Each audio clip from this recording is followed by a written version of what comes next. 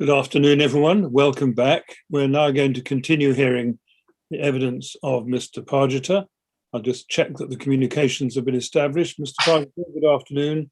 Can you see me and hear me all right? Good afternoon. Yes, I can. Good. Thank you very much. All ready to go on, I take it? Yes. Thank you. Then, Mr. Millett, when you're ready. Thank you very much, Mr. Chairman. Mr. Pargeter, good afternoon. I'd like now to go to the email of the 22nd of May 2018 that you refer to in paragraph 2.7 of your statement we saw before the break. That email is at KIN 3024929.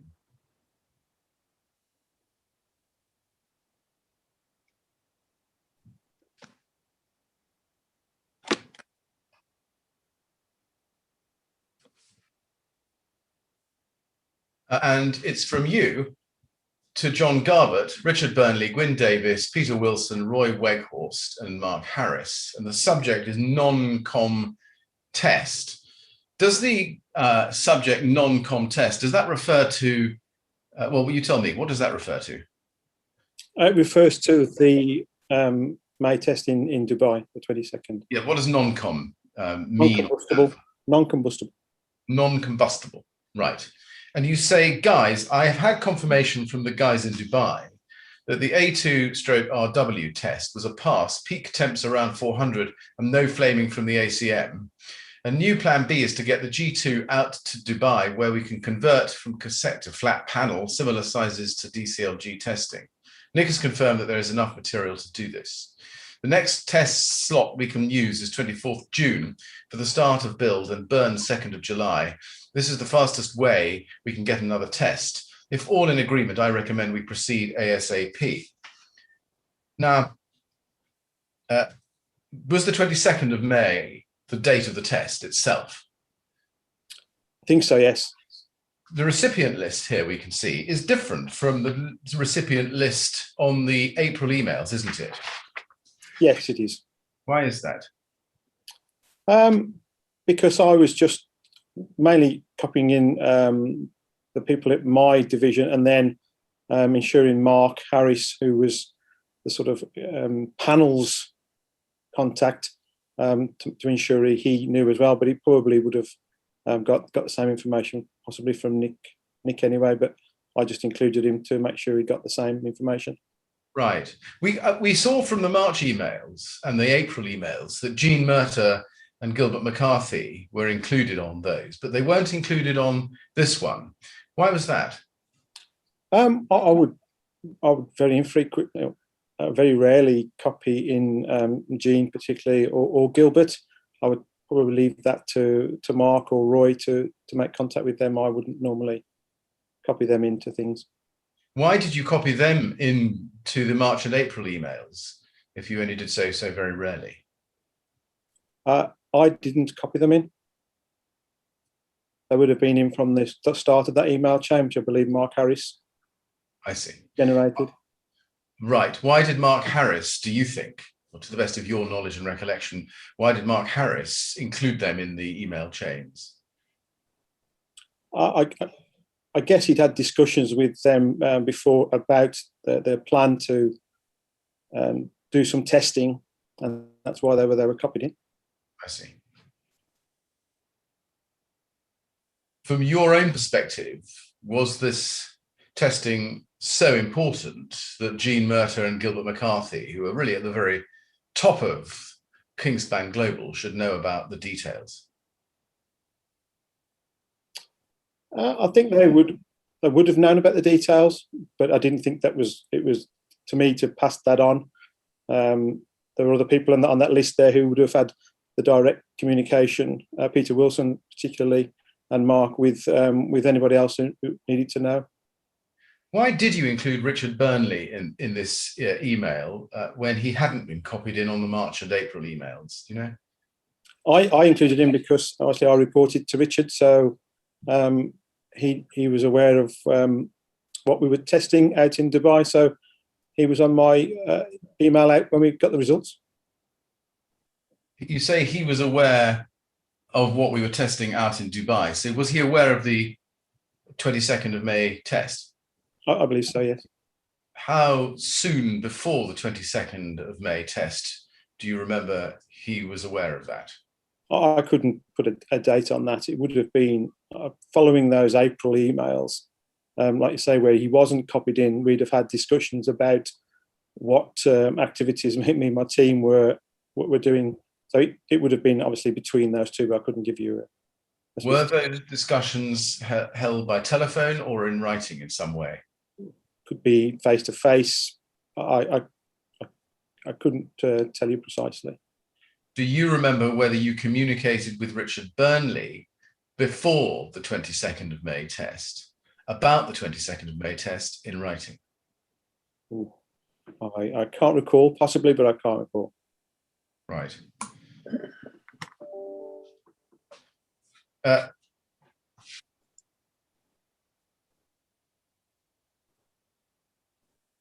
Were all the recipients of this email familiar with what the expression non-com test meant? I would have assumed so. Right. What about Richard Burnley? Would he have heard it before or seen it? I would have assumed so, but I couldn't categorically say it. Do you remember before this email sending him an email or seeing an email in which he was copied, which referred to non-com test? Not specifically, no. By the time of this email, I think you told us yes, but just confirm for me. By the time of this email, did Richard Burnley know about the strategy to conduct linear tests? Yes. Did he know that as part of that strategy, the strategy for the May test was to introduce design imperfections that we saw in the 9th and 10th of April emails? I couldn't comment on the detail knowledge that Richard would have had. In general, then, leaving aside the detail, is it your recollection that Richard Burnley, by the time of this test, would have known that the strategy was to test a system which contained deliberate design imperfections? I couldn't confirm. No, I couldn't confirm. Right. Now we see no, sorry, let me ask you this. You say you've had confirmation from the guys in Dubai. Was that ex-over, the guys in Dubai? No, I think it would have been my guys. So I think it might have been Adrian Pargeter. I see. Who else? Who else are your guys? Well, it would have been Adrian was the main one. And then, of course, we've got Nick Jenkins, who can't recall if Nick was there specifically, but if he was, it would have been referring to Nick as well. I see. Okay. How did the confirmation that you refer to in this email come to you? I think a telephone conversation. We can see the time that you sent this email at 06:07:11. So just is that right? Just after 6 a.m. on the 22nd of May. Yes. Yes, I'm not sure what time that would have been in Dubai. So I think 4 hours ahead of Pembridge. So at 10 o'clock, yes, 10 o'clock burn. That would make sense. Then I'd have had a call off Adrian to say what the results were. Right. Would that call have come to you, presumably, is this right, in the morning of the 22nd of July, but before 6:07 a.m.? Yes, just before I would have thought. Did it wake you up? I can't recall. I think we were probably waiting to see what the result of the test was. So I'm quite frequently awake at that time anyway. So. Had you left a message or sent a communication to either Adrian Pargeter or Nick Jenkins to ring you as soon as they knew the outcome of the test? I think I would have done, yes. But you've done that in writing? I don't recall whether I did it in writing or not. You see, we can see no record in your disclosure of any communications between your guys in Dubai about the results of this test. Is it right that there is absolutely nothing in writing? I can't recall. I don't think there is, but I remember I record being a phone call, so I don't think there is. Now, if you go to the second paragraph of this email, you say a new plan B is to get the G2 out to Dubai, where we can convert from cassette to flat panel, etc. I just want to ask you about that new plan B. The G2 that you refer to there, is that the Vitricord G2 honeycomb material? It is, yes. That's the material that, in fact, in the end, you did use in the 2nd of July test, yes? That's correct. And the Nick that you refer to in the next line, that's Nick Jenkins, is it? Correct. And is he the person who had designed and built or helped build the made test rig? Correct. Is it right he was also involved in building or designing the rigs for the DCLG tests that had taken place after the fire at Grenfell Tower in the, I think it was July and August of 2017? I think Nick was involved in that, yes. Did he also design and help to build the July test rig? Yes, he did.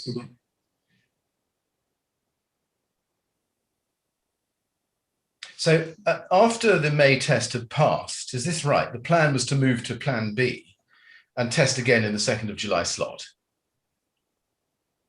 Correct. Yes. And is it right that you wanted to do a further test because your May test, having succeeded in meeting BR 135 criteria, had failed to provide you with the test evidence that you needed to support Kingspan's case and arguments? That's correct. Did you already have the 2nd of July 2018 slot pre-booked before the 22nd of May?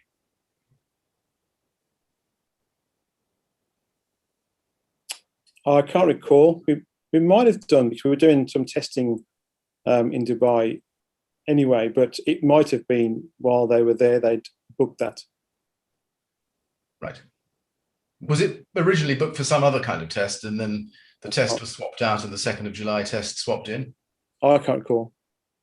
Now, you say in the email, going back to it if you would, in the just below halfway down, the next test slot we can use is 24th June for start of build and burn 2nd of July. This is the fastest way we can get another test.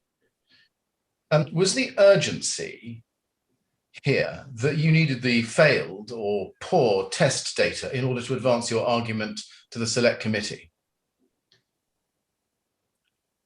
I think certainly to advance the argument, I don't think I'd have understood that it was specifically for the select committee, but it was certainly to advance the argument. Right. You say this is the fastest way we can get another test. What was the need for speed? Well, because we were keen to get the evidence. I think we got the consultation, a government consultation, wanted to try and get the information in for. So there was an urgency there. Right. And your deadline for that, do you remember what that was roughly? I don't.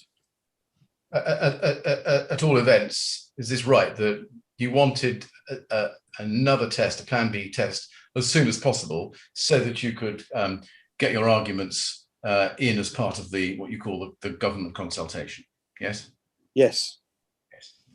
So, and to be absolutely clear, is it right that the purpose of the July test was the same as the purpose of the May test?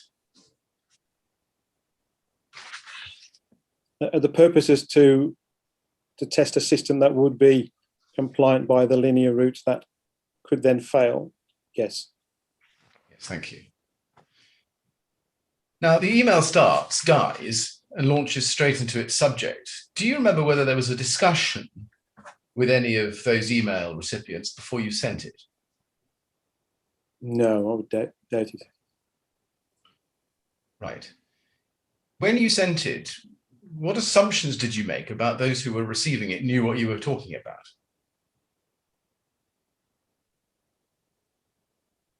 I knew they were aware that we were testing, so I knew they'd understand what the email said. That includes Richard Burnley, does it? Yes. Yes.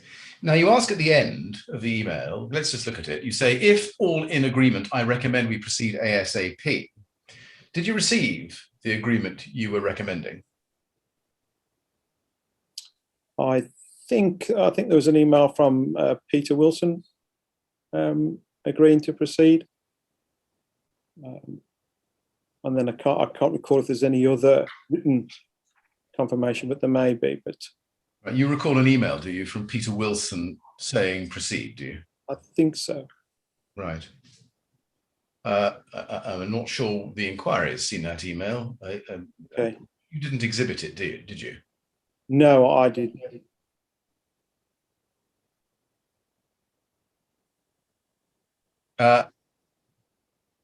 When you were swearing your fifth witness statement, did you ask to see all email correspondence pertaining to this arrangement to have the July test?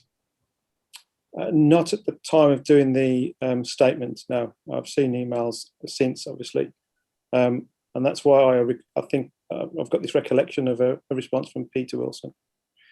Did you have any involvement yourself in deciding what documents you should see and consider for exhibiting to your fifth witness statement? Yes, I had some input into that. Yes, you did. Can you explain why? Well, did you ask to see all email correspondence relating to the arrangements for the July test?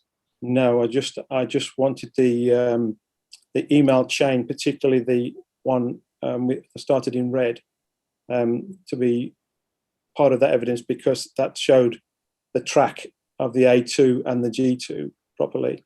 And then I think we got the witness statement in fairly swiftly, and I know the document search has continued since then.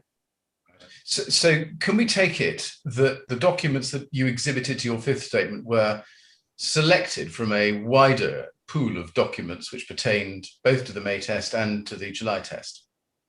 Yeah, I think they were just referencing the ones that we discussed on the 9th of December. I see. Do you remember who was responsible for the budget for the July test? I think it would have been again the same. Would have been a split cost between us and panels. Right, 50-50. Yeah, I think so. And so far as the us in that answer is concerned, that's KIL, is it? Yes, that's Kingspan installation. And were you the person at KIL responsible for that part of the budget? It would have come out of the technical budget, yes. But were you the person at KIL, Kingspan Insulation Limited, ultimately responsible, the ultimate decision maker for spending that money? No, it would have been agreement from the team to do the tests, and then it was agreed that it would come out of the technical budget, which I was the budget holder. Yeah, and as budget holder, did you have the final say on what should be spent on what aspects of the test? I agreed we would do the testing and we'd split the costs. Yes, that's not quite an answer to my question. Did you have any? Did you exercise any control in deciding how much should be spent on what aspects of the test? No, it was just what the test cost we would pay. Now you say, going back to it, the new plan B was to get the G2 out to Dubai.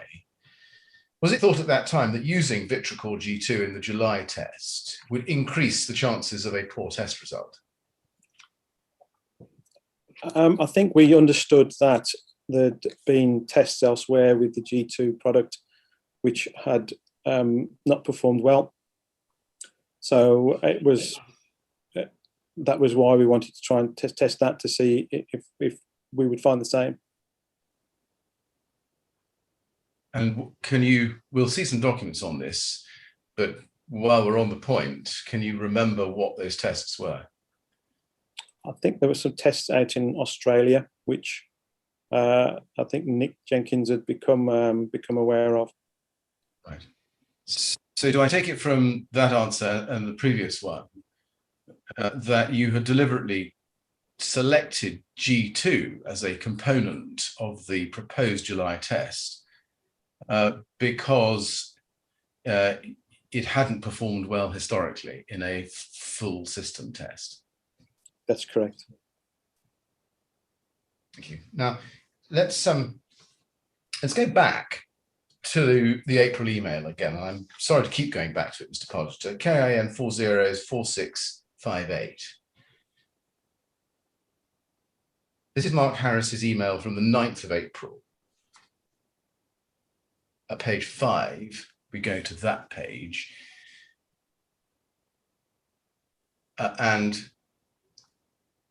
At the very top of the page, it says 1, data from failed BS8414 tests. Now, I read you this before. I'm not going to read it again. You'll remember that it refers in the last but one sentence, also test Vitracor A2 honeycomb in bomb calorimeter. This testing is for information only at this stage. Now, you've confirmed that Vitracor is the G2 product. That's correct. Do you remember whether the testing of the Vitracor G2 product in the bomb calorimeter as proposed actually happened? I don't recall seeing any results from that. Right. Now, given that the Alucobond A2, which had been used in the May test, had failed to produce a suitably poor performance at the May test, was it the default option, plan B, to use your own expression, then to try out the Vitracor G2 at the July test? That's correct. Yes. Was that your decision? No, that would have been in those earlier discussions. I'm not sure when I became aware of Vitracor or G2 or what it was, but it wasn't my decision at this point to test that. All right, let's just look on at the same email. If we go a little bit lower down, if we go to the bottom of page 5, lower down the screen, I think we need to be. Yeah, that's it. At the very bottom, it says, or he says, it is also worth noting. Do you see that? Yes. It was also worth noting that if we do not achieve our objective with the testing in Dubai, perhaps we could provisionally book a later slot on the BS8414 rig in Ulster as a plan B with an alternative system. Now, am I right in thinking that Mark Harris was aware at the time of this email that there was a risk that the objective of a poor performance might not be achieved, and was recommending a plan B backup with a later test with an alternative system at the time, in that case, in Ulster?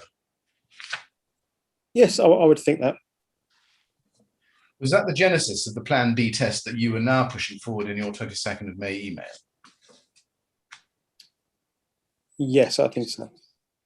Now, sticking with this chain, and if we go back to page 3, so we scroll up 2 pages to page 3, again, this is an email we've seen at least twice before. This is the email from Nick Jenkins of Booth Muray, 10th of April at 2054. You receive it, as well as Gene Mercer and Gilbert McCarthy in copy, and in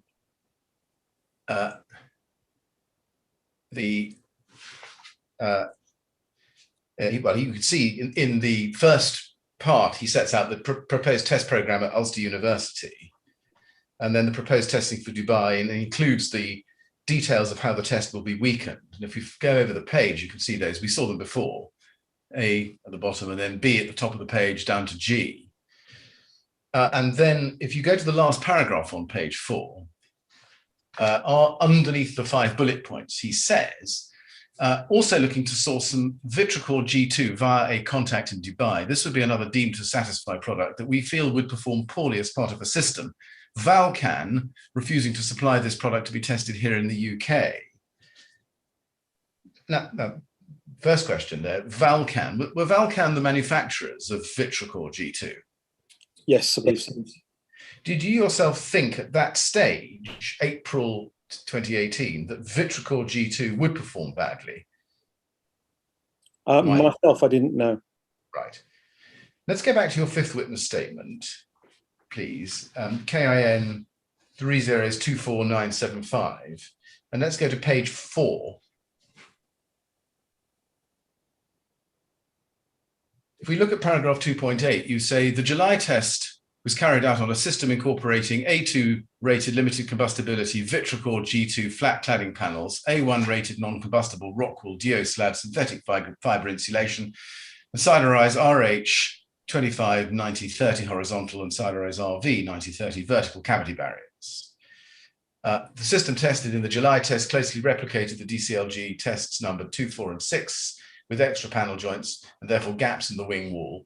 If anything, the system was more robust than that tested by the DCLG because the Vitracor panel edges were folded over, thus protecting the core of the panels from the fire. We decided to carry out this test because we suspected, no more, that a system utilizing the Vitracor G2 panels might not be able to pass a large-scale test even when part of a robust design. Now, to be clear, you agreed earlier with me that the purpose of the July test was the same as the May test, yes? Yes. And you would therefore achieve that purpose by deliberately using Vitracor G2, a product you suspected would cause even a robustly designed large-scale test to fail, yes? Yes. Yeah. So when you say here that if anything, the system was more robust than that tested by the DCLG, it wasn't intended to be more robust than the system tested by you in May, was it?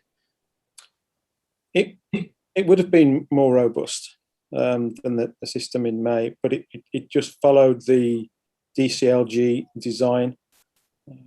So I think it was in the one in May, as we explained, there were sort of weaknesses in the design. There were no design weaknesses in this design for this test, the July test. No, but what there was the use of a panel which you knew, or at least suspected, would enhance the chances of that test failing. Yeah, we understood that other tests with that product had certainly struggled, if not failed, at large scale, and that it was an A2 rated product. Yeah, and it's right, isn't it, that the July test was designed to maximize the chances of failing the BRE 135 criteria in just the same way that the May test had, no? No, in the May test, as we explained, we'd put design weaknesses sort of at the extreme of a compliant design, whereas this was not at the extreme of a compliant design. It followed the exact system design that DCLG had done their comparative testing on. So I see. It wasn't designed with the same weaknesses. Right. Let me ask the same question again, but instead of using the word designed, I'm going to use the word intended, and let's see what happens. Isn't it right that the July test was intended to maximize the chances of failing the BRE 135 criteria in just the same way that the May test had been so intended?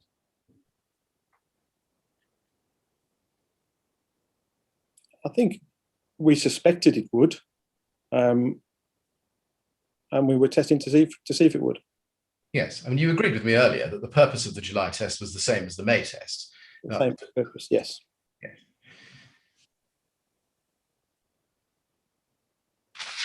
Now, you say in the paragraph you've just looked at, look at it again, 3 lines up from the bottom, we decided to carry out this test because we suspected no more that a system using Vitracor G2 panels might not be able to pass a large-scale test even when part of a robust design. Did you really proceed to set this July test up, your plan B, on the basis of a mere suspicion that such a system wouldn't pass? Yeah, I think that's correct. Surely you must have had a fair degree of confidence that it wouldn't pass, otherwise it wouldn't be a reliable plan B for your purposes. What we suspected, as we suspected that the A2 test would struggle to pass that test, and it didn't, and we were proved wrong, obviously. We just suspected this one, and it was because of information gained by in the industry that this A2 panel had struggled in large scales. That we thought, well, let's test that one. Yes, and I'm suggesting to you that instead of a mere suspicion, it was more than that. It was a fair degree of confidence that the July test, as your plan B, would fail. We could have only have suspected it. We couldn't have had 100% confidence that it would. We just suspected that it would. Yes, I'm not putting 100% confidence to you. What I'm suggesting to you is that when you say we suspected no more, that was actually an understatement, and that you had a fair degree of confidence that it wouldn't pass. No, I don't think we had a fair degree of confidence. I don't think we were, very confident about it at all. I think we suspected it, and that's why we wanted to try it. If we go back to page 6 of your statement and paragraph 3.4,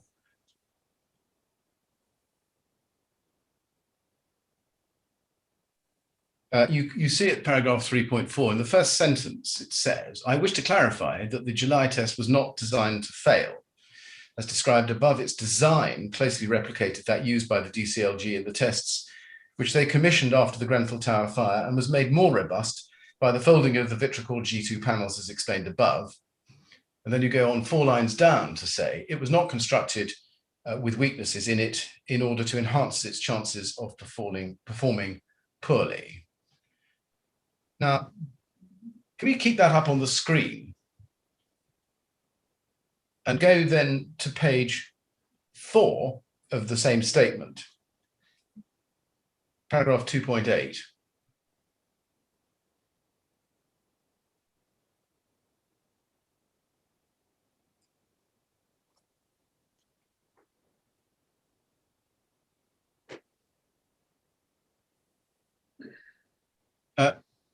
I read to you the first sentence of paragraph 3.4 and the other part of 3.4.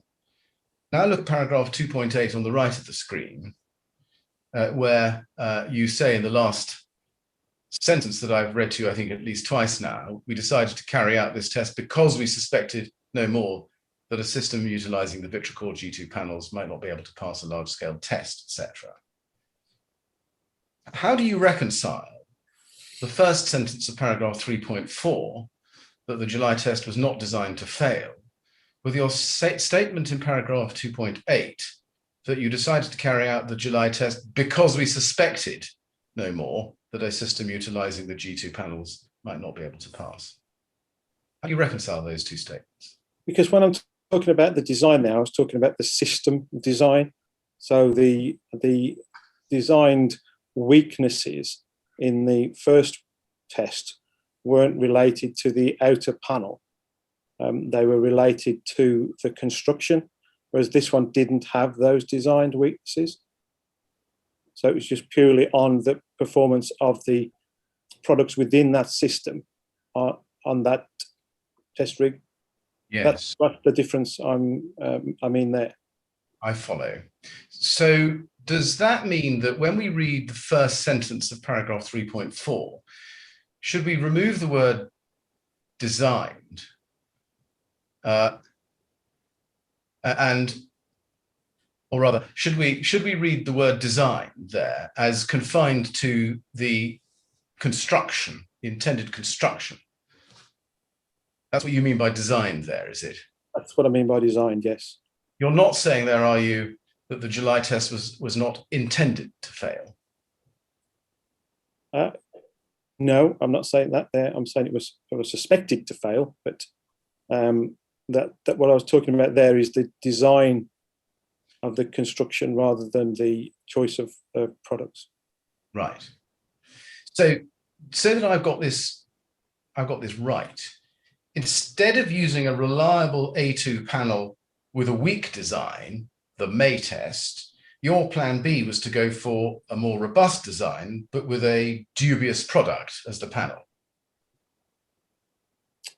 With the product we had suspicions over, yes. Yeah. Was there any correspondence between you or indeed anybody else at Kingspan on the one hand and Nick Jenkins on the other hand about the design or construction of the July rig, other than the 22nd of May email we've seen?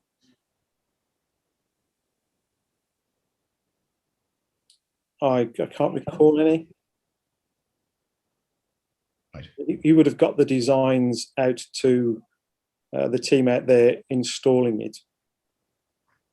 So you would have had communications potentially with Adrian Pargeter around getting the test rig built. Yes, I see. Now, even if the July test rig or the system was not designed in the sense you mean it, with weaknesses in it, why did you choose to use a panel, Vitricor G2, which you suspected would not perform robustly? Because it was an A2 rated product, so would have, under the linear route, been allowed in that combination with non-combustible insulation. Can I just say I know the lights have gone off again here. I can just press them on again if that's convenient. Or are you happy with the lighting as it is? Mr. Pargeter, it's not too bad, but how difficult is it for you to turn them on yourself? No problem at all. Just turn around. Would you like to do that? Thank you. Oh, very easy. Good. That is much better. Thank you very much. Thank you. Sorry.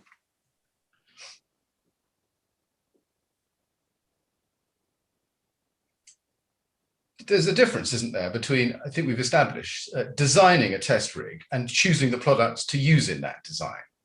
Do you agree with that? Yes.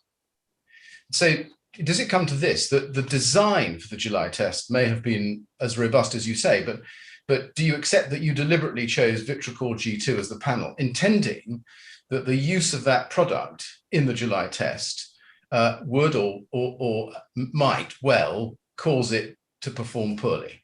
Or could, yes. Yes. Now, can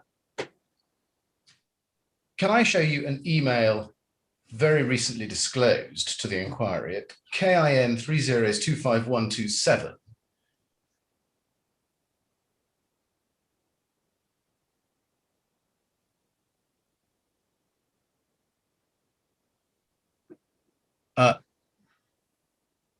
This is an email chain disclosed on the 10th of March this year.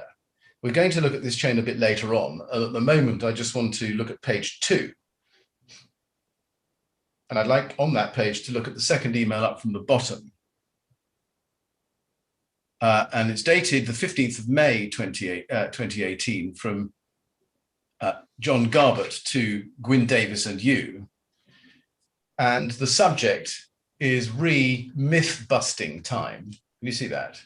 Yes, I do. It says, Adrian, do we have the budget to do the extra tests? Now, of course, I should mention this is a week before the successful May test. Yes. And it's the context of this, I should also show you, is at the foot of the page, the email from Gwyn Davis the same day, about 11 minutes before. Well, and we'll see the context further, but it's about air freighting G2 panels to Dubai. And the question that John Garbett asks you in the first line there is whether you've got the budget to do the extra test. And then he says this: Nick J is going to need to be brought into the loop so he can interpret these drawings and draw up the rest of the system. Would need to be same as POS to the NC test we are about to do. Is there room for insulation behind these panels they would normally test without in Oz? Now, I just want to focus on the middle paragraph there. The NC test that you are about to do was the non-com test scheduled for the 22nd of May, wasn't it? Yes. The one with the limited design imperfections, as you call them, yes? Yes. Yeah. So when he says would need to be same as POS to the NC test we are about to do, is John Garbett saying that the extra test would need to be intentionally weakened in the same way as the May test, in some way?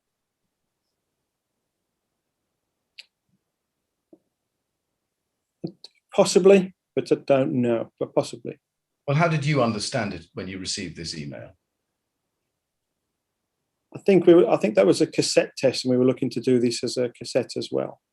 So I think it would have been, yeah, it would have been to have tried to have kept it the same, but just replaced the panel. So I agree. Yes, that's how I would have interpreted it.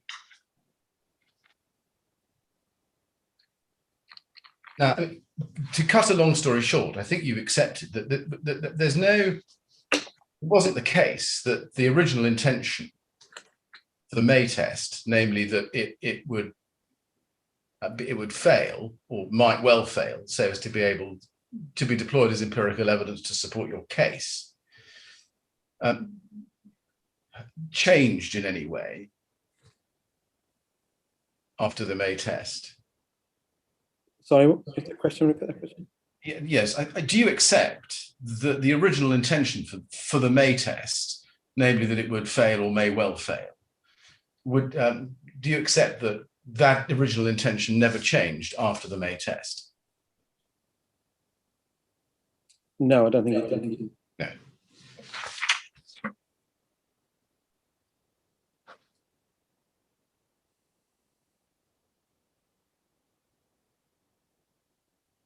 Now, we've seen them. I don't think we need to go back to them yet again, but the March and April 2018 emails began with the subject heading, Ulster tests MHCLG Select Committee lobbying. And the first of those emails was Mark Harris's email to you of the 2nd of March 2018. Is that the origin of the linear tests and the idea of weakening it came from? That was the first email communication I'd seen about that. Right. Well, let's just explore that a little bit further. Can we go to KIN 402379?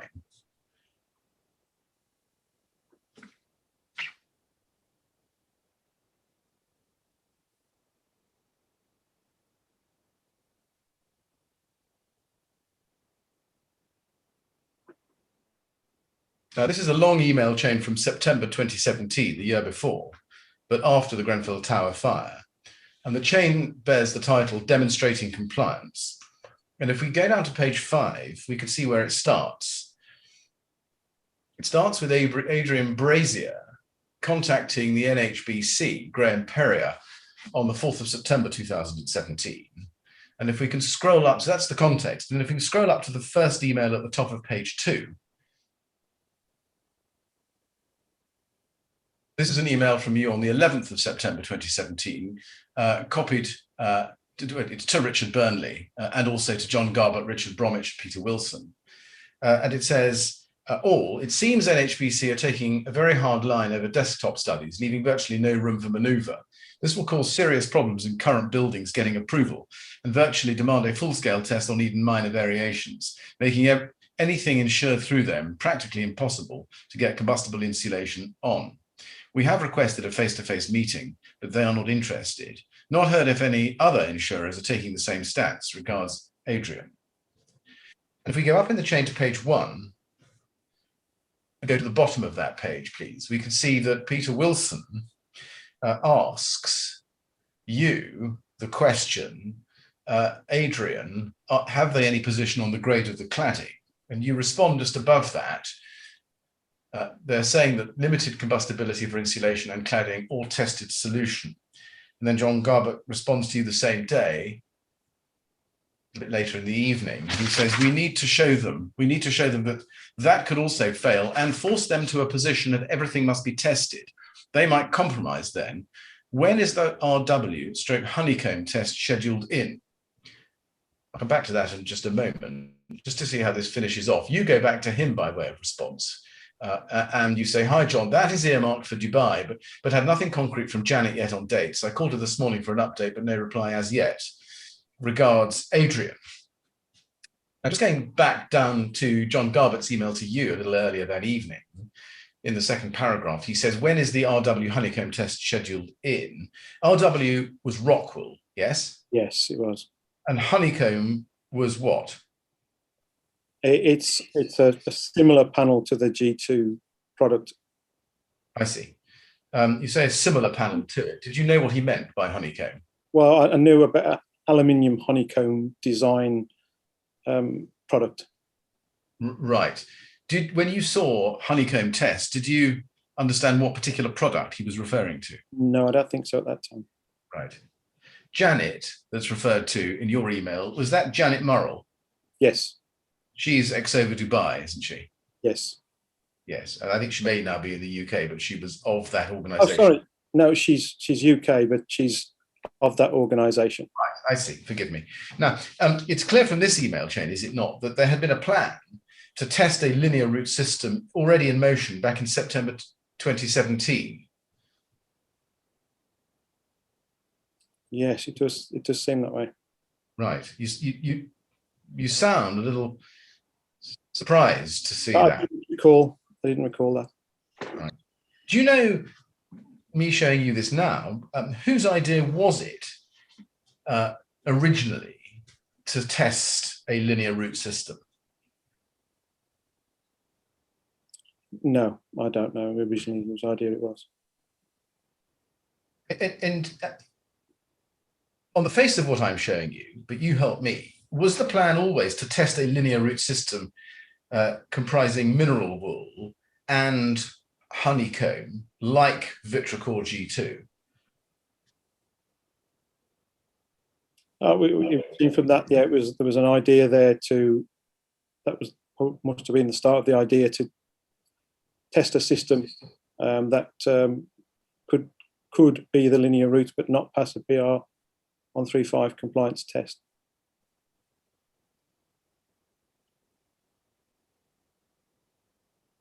Was the May test originally intended to have Vitracor G2, but Kingspan couldn't get hold of it in time and therefore had to use a Lucabond A2, but with design imperfections? Is that how it went?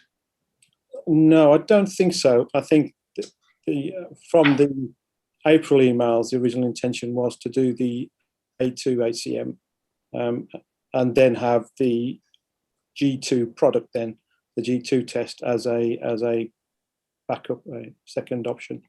Yes. I'd like to show you some further emails disclosed to the inquiry by Kingspan. This time, these emails came to us last Friday, 19th of March. And the first one I want to look at, please, is KIN 3025145.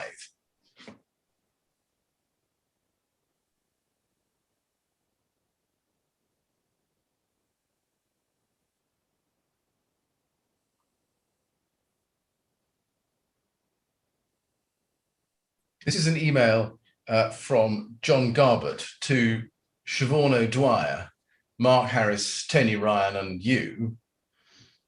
And the subject is positioning with government. Now, this is about a week or so after the May test in Dubai. And if we go down page 1 to point 3, it says Vitracor G2. And Mr. Garbett says, if we get a fail, then we can show that they would be allowing systems through that will fail BS 8414.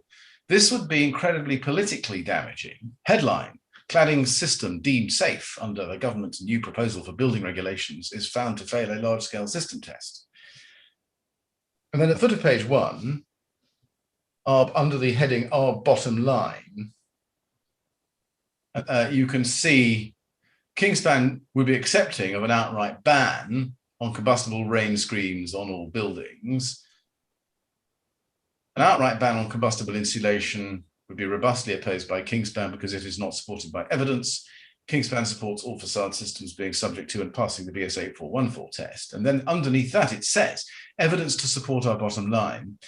Government and our 13785 tests show that Grenfell was all about the ACM, and that would have happened even if RW had been insolent.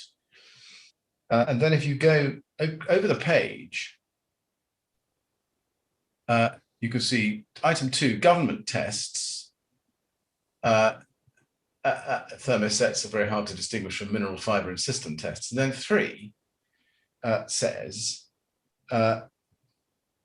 systems that are based on non-combustible insulation and limited combustibility ACMs can fail 8414 tests. We have on video, which is hearsay evidentially, and the fiber is foil face, which probably makes the product Euroclass B mark checking. need our July 2 test to fail. The Vitracor G2 that is being tested, according to Nick, is being used as a product of choice in all the recladding jobs. Mark was to dig with Nick to get every scrap of evidence he can.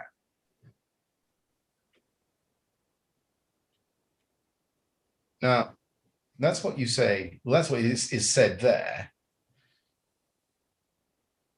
In fact, it's right, isn't it, that the 2nd of July test was required to fail in order to supply you with the evidence you needed to take part in the government's consultation? It was needed to give empirical evidence of a fail with a combination of materials. But we were aware of other evidence out there, but obviously we couldn't submit that it wasn't ours. So it was needed to prove that point. Yes.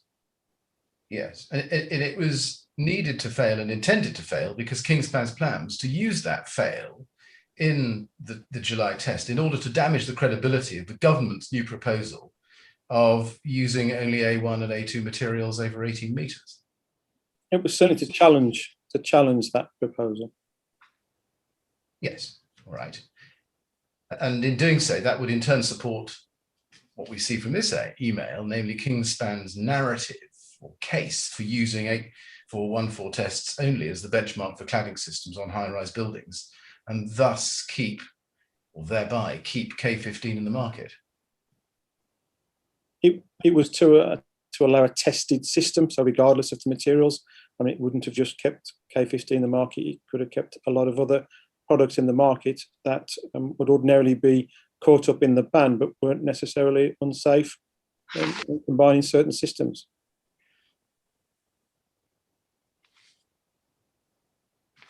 Now, let's go to KIN 3025854.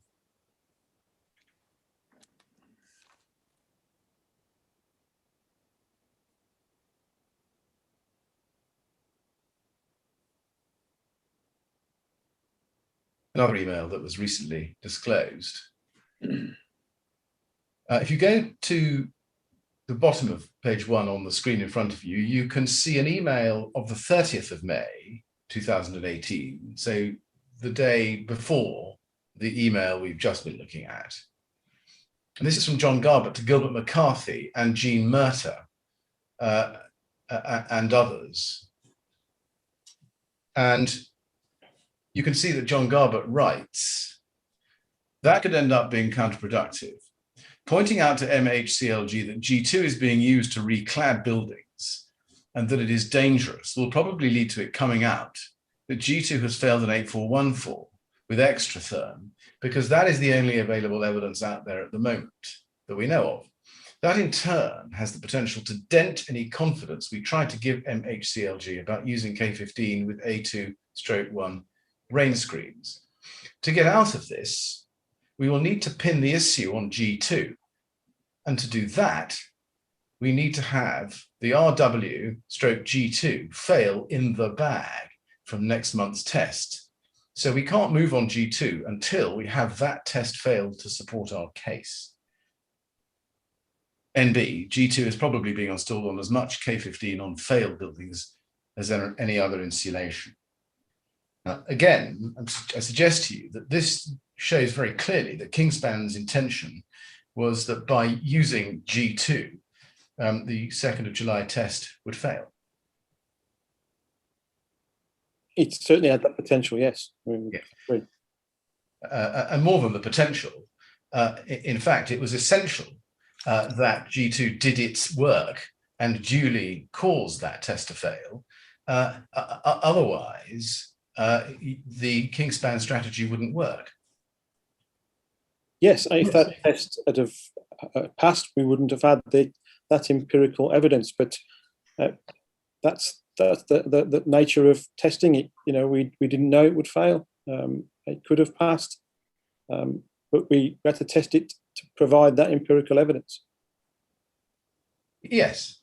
And when Mr. Garbett says we need to have the RWG2 fail in the bag, and can't move on G2 until we have that test failed to support our case, it's quite clear that the use of G2 was part of Kingspan's strategy to have a failed test in your hands, in the bag, as it's put, in order to advance your case with the government. That's correct, because G2 was an A2 rated product. Yes.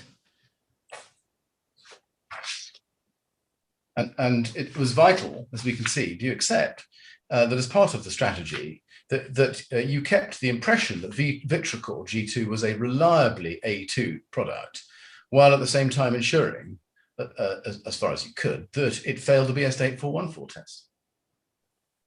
I'm not sure what you mean by, I'm not sure where it mentions being a reliably A2 product. Well, it was an A2 product, wasn't it? Yes.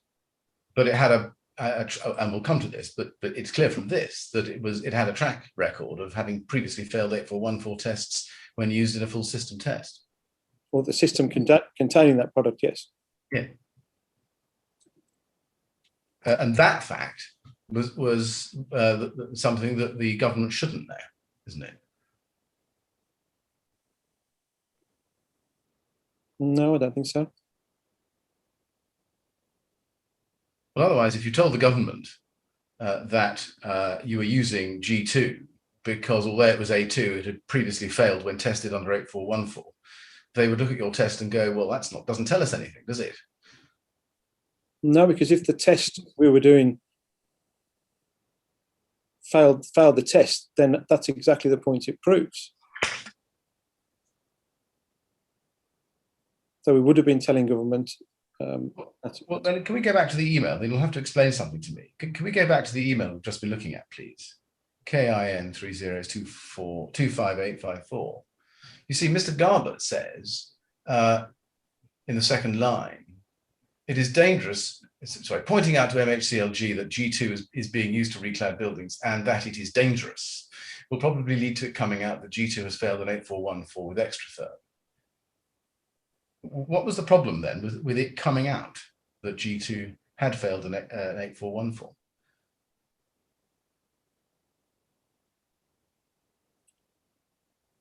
I'm not quite sure what he means there. I think, if we test that G2 on a non-combustible system, then that would come out exactly as that if it failed. So that would be what would come out. Yes, and that would in turn, as Mr. Garbutt says, dent the confidence that you try to give MHCLG about using K15 with A2/A1 rain screen.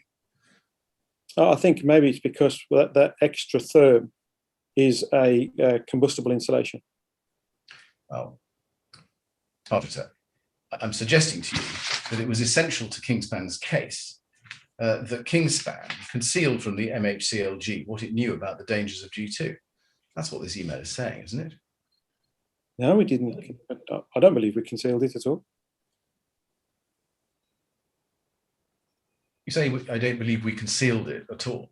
What you were planning to conceal from the MHCLG is that it had failed an 8414 with extra therm. Well, we didn't have empirical evidence to show that, so that would have been hearsay. We wouldn't be talking about hearsay.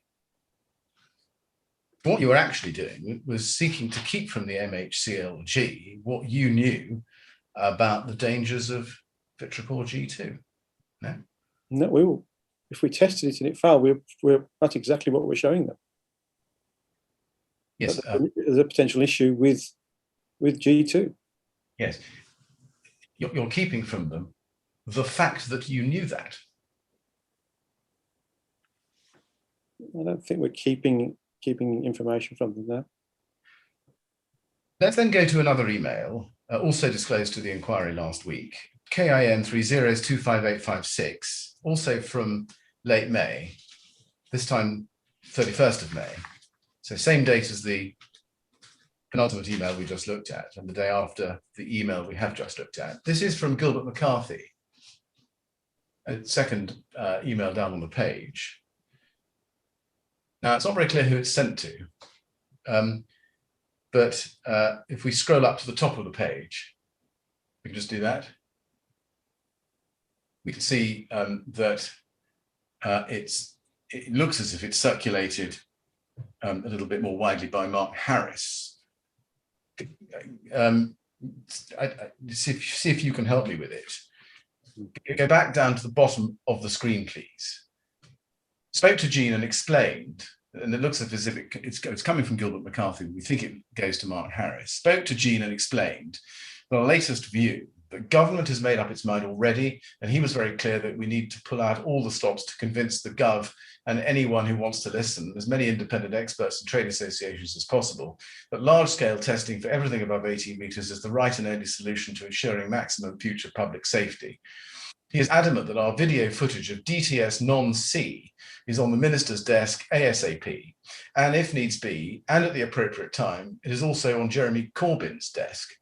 We also need to do everything possible to bring forward that Vitrobon G2 test. In parallel, we will ensure we have full product offer available in the event we fail to get our message across, but prioritise the above with everything we've got to ensure we succeed in convincing Gov that taking their consultation a step further by ensuring all, in caps, all systems above 80 meters is large-scale performance tested. Did you see this email at the time, do you think? No. Do you know what footage Gilbert McCarthy is referring to there when he says footage of DTS non-C? Not specifically, no.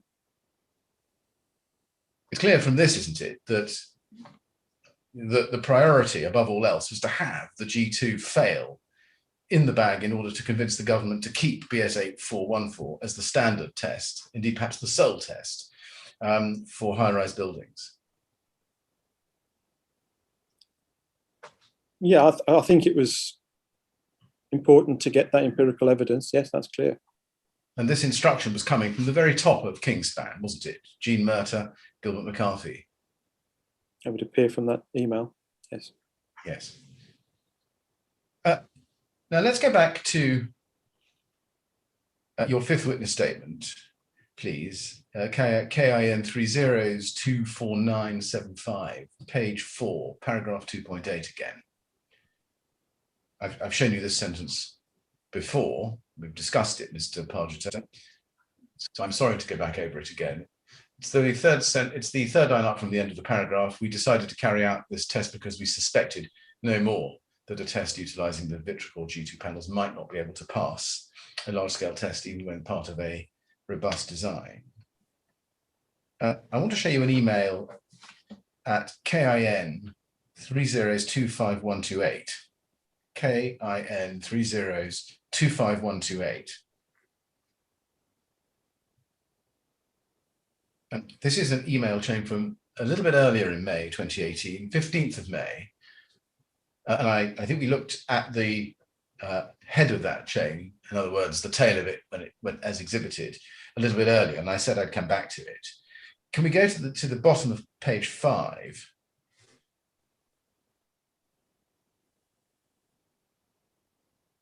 This is an email from Gwyn Davis to someone called Darren, copied to Adrian Pargeter.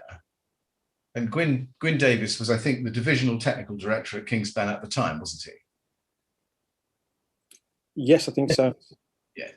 Now, he is writing to someone called Darren at aclad.com.au. Are you familiar with Darren at aclad? I'm not generally familiar, but I'm familiar with the fact that he was the contact being used to supply the G2 product. Do you agree from that familiarity that he was the director, is a man called Darren Hodder, and was the director of ACLAD, an Australian firm which designs and manufactures architectural facades? I don't know his position or title there. Is ACLAD, or Darren personally, where you sourced the Vitrobon G2 from for the July test? I believe so, yes. Do you know why you didn't buy it here in the UK? I think we couldn't get hold of it. Right. Now let's go to the third paragraph. Gwyn Davis says, I've also copied Adrian Pargeter, who's organising a lot of testing for us in Exover Dubai and is the focal point for designs, etc., etc.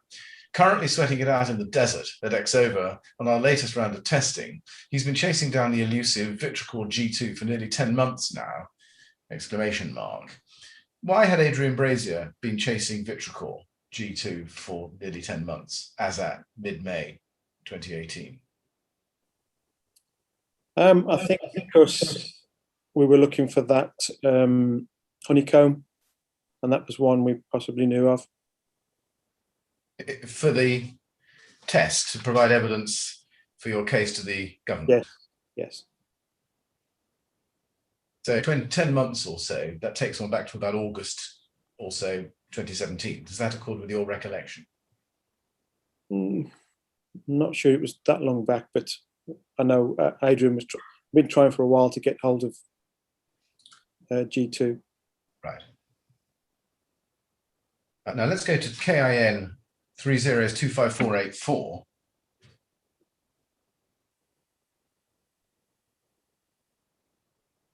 This is an email the day before, 14th of May 2018, from Gwyn Davis to Adrian Pargeter and you, and also to John Garbett. Subject, Vitracor G2. He says, hello, I've made contact with Darren Hodder, and there's a contact at LinkedIn for him, overnight, asking if he could source some Vitracor G2 for testing in Dubai. This is the reply I got from him overnight. Hi, Gwyn, we can certainly assist you. You may be aware of the battle I'm having here in doing the same test at the public CSIRO facility. If you Google my name, Darren Hodder, you can read the 2 newspaper articles on the same. The CSIRO is not getting the supplier's permission, Fairview/Valcan, a poor argument indeed. We did do the BS 8414 at a private facility in Canberra, in which it failed under propagation. I was wanting to do the test at the CSIRO in the attempt to make it more public, quotes unquote. To that end, I can supply you with the G2 I bought from a contractor for $5,000 AUD. It is here in my factory. Your staff know me and are welcome to come and view the same. Collectively, we need to rid our industry of these dodgy suppliers. Smiley face. And then Gwyn Davis goes back to his own words. Do you want me to progress this? I need to confirm how many square meters it is and what sizes are the panels. Now, you got that email at that time. Did you understand from this message that G2 had failed an 8414 test already? Yes. And at least Mr. Hodder's view was that its manufacturers were still selling it on dubious claims about its fire performance. That was his view, yes. Yes, at least his view that its manufacturers were still selling G2 on dubious claims about its fire performance. Yes. Yes. And just to confirm, was Darren Hodder the source of the G2 panels? Now I've shown you this email. Yes. Those would arrive, looking at the date, 14th of May, they'd arrive too late for the 22nd of May test, wouldn't they? Yes. Yes. Does it follow from that that you were seeking these panels for delivery for the fallback test, or plan B, in case the May test did not fail? Yes, I think so, yeah. Let's go back to KIN 3025128, please. This is the email stream we looked at a little bit earlier. And I'd like to go to page 4. We were there before, we were on page 5 before. Now I'd like to look at page 4. This is 15th of May, 2018. And this is Darren Hodder's email on that date, 15th of May, 2018, to Gwyn Davis and Adrian Pargeter, also entitled Myth-Busting Time. And he says, hi, Gwyn and Adrian. Okay, Gwyn, found out we have already routed the sheets as we're booked in with the CSIRO to test the same 1 week after our A2 test. Please find attached our shop drawing of the same, etc. And then in the 3rd paragraph, he says, these are ready to go, can be flat packed on the timber skid in an instant. And then he says, not sure if Exova in Dubai talks to Exova here in Melbourne. Maybe best for you to photograph the same with the G2 film on it, then remove it in case they both go to the same exclusive church. You know what I mean. Can you explain what he means by that? No, I don't know what he means by exclusive church. And then if you go to the last paragraph, he says, anyhow, let us know what you'd like. Now, we do, I think, see that you saw this email at the time from emails higher up the chain. When you saw that, did you think that Darren Hodder clearly thought that the test would be a failure with these panels and he wanted to see the result. Yes, he definitely thought that that the G2 product would be challenged by that test, definitely. Right. And that he wanted to know that for his own purposes. Yes, I believe so. And if we go to the next email up in the chain, still on page 4, top of page 4, I think. We go up. We probably need the bottom of page 3 just to see the start of the email. Gwyn Davis, 15th of May, 2018, and then back to the top of page 4. It comes to you and John Garbett, myth busting time. Hello both. As mentioned by Darren below, panels were fabricated, so we have to go with what we have. Please advise if I should request the entire stock of panels be air freighted to Dubai. And then if we go up the chain, page 3, we can see the email we looked at earlier on. Adrian, do we have the budget to do the extra test? Etc. And then at the top of the email chain, we see you. I'm so sorry, it's just above this one.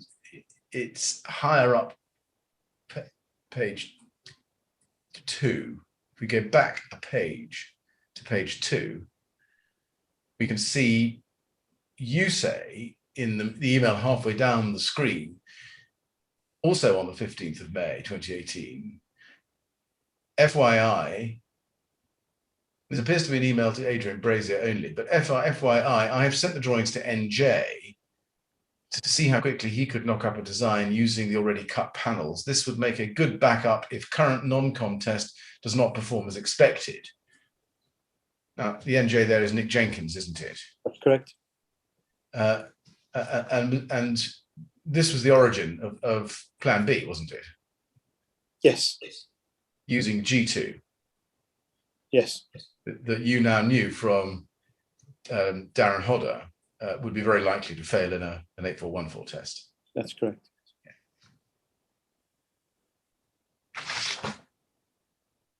And then if we go further up the chain now to the bottom of page 1 of this email string, we can see an email, also the 15th of May, from Adrian Brazier to you.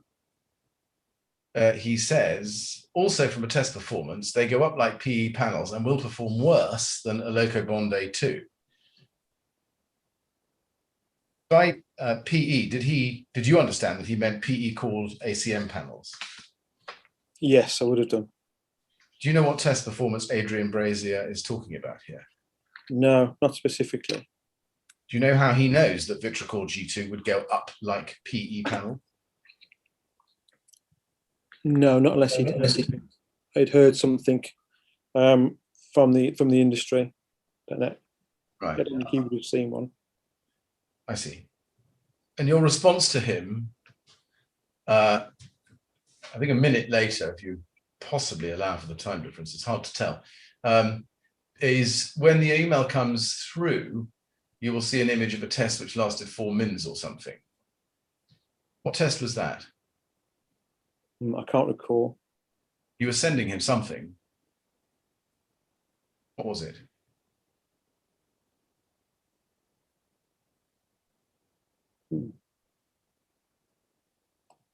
I can't recall what that one was. Right. Do you know where you got the image of the test from? No, unless it was, no, I can't think where that was. Mr. Chairman, it's now just before 3:15, and Yeah. I hesitate to get into a habit of stopping early, but I might be able to clarify this particular question with a document, and I think I need the break to do it. Right.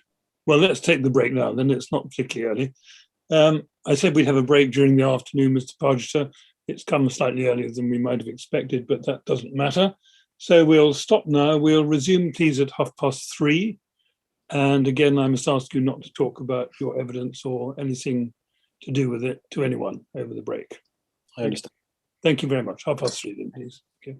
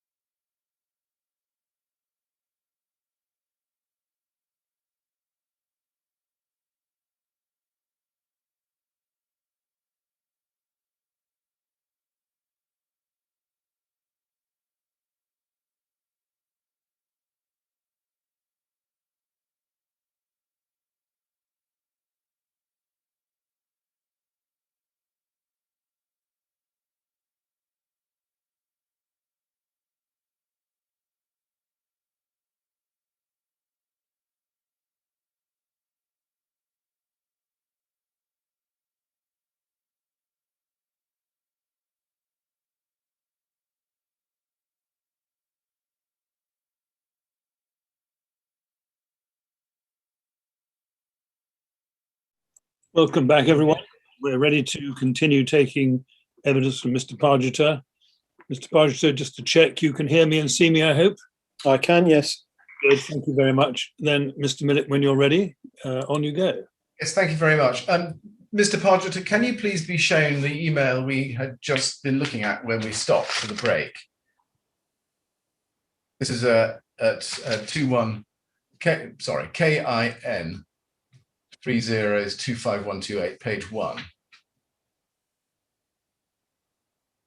And I was showing you your email of the 15th of May 2018 to Adrian Pargeter, when you say, when the email comes through, you will see an image of a test which lasted 4 minutes or something.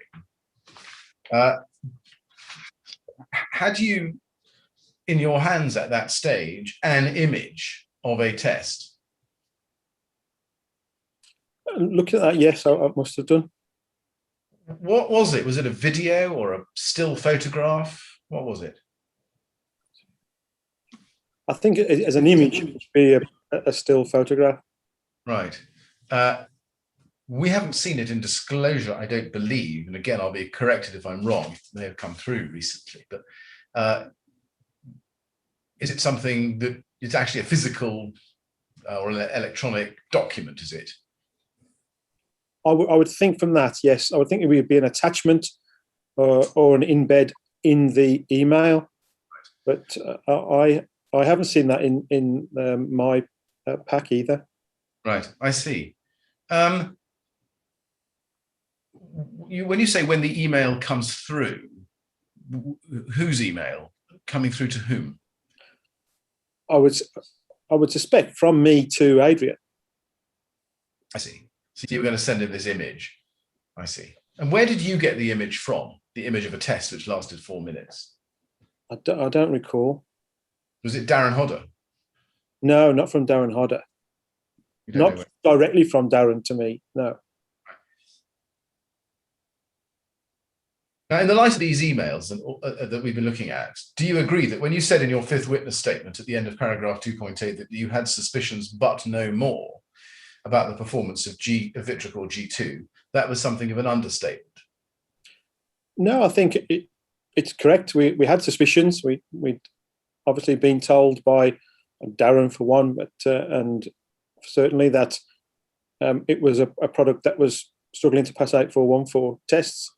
But until we tested it ourselves, we wouldn't really know. I mean, the fact is that you were aware of evidence that the G2 panel would go up like, or perform in a fire like a PE panel, and would be likely to fail an 8414 test.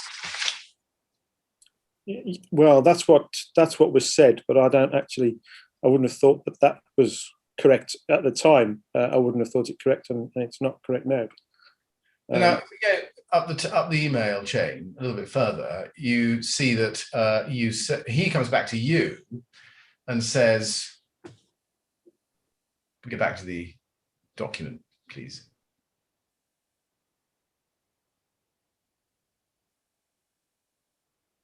He comes back to you and says, my thought was it may be worth doing a test at the BRE with the correct audience and attendance, but not sure on the logistics. Who did you understand the correct audience to be there? I'd have thought some MHCLG potentially, or some of the people on the select committee.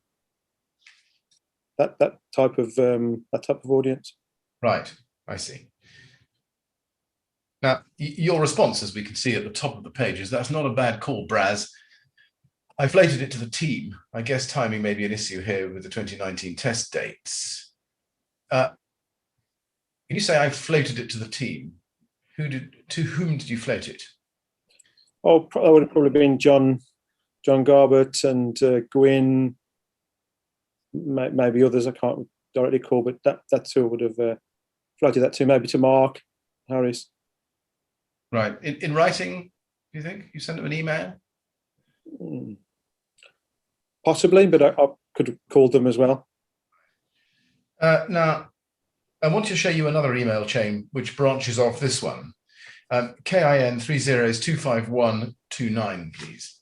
25129.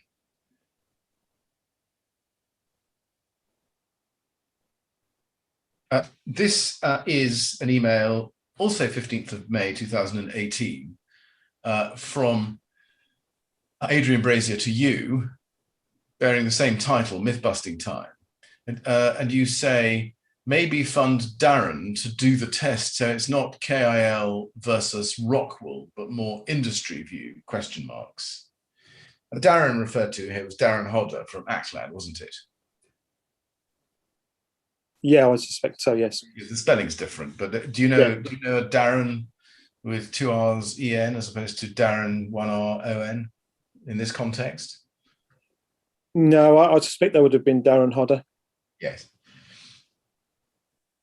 And is it right that what Adrian Pargeter is suggesting here is passing the vitriol test off as an independent test undertaken by an impartial cladding company in another country? I wouldn't say it was impartial. He's not saying that. He's just saying it would be a good idea to have someone else test and get a result as well. Was Darren Hodder or anybody else ever approached with that proposition? Not as far as I'm aware. Do you know why that is? Maybe we just didn't take it forward as an idea. Now, I want to turn to the subject of the letter to the Select Committee of the 6th of July 2018 next. Now, on the last occasion, to cut a longish passage short, you agreed, I think, with the chairman that the testing that was done in July 2018 was not done for entirely altruistic purposes. That's day 85, page 62, lines 15 to 16. That's right, isn't it? That's correct. Yeah. It was undertaken to lobby government, wasn't it? Correct. And in fact, as we've seen, to use John Garbutt's words in his email of the 11th of September 2017, the testing was part of Kingspan's strategy to force the government into a position that everything must be tested. Yes. And we saw that the July 2018 test report was included in Richard Burnley's letter. Kingspan, via Richard Burnley, is the signature. His letter to Clive Betts, the chair of the Select Committee, on the 6th of July. Correct. Yes. Now let's go to that letter. It's INQ 14076.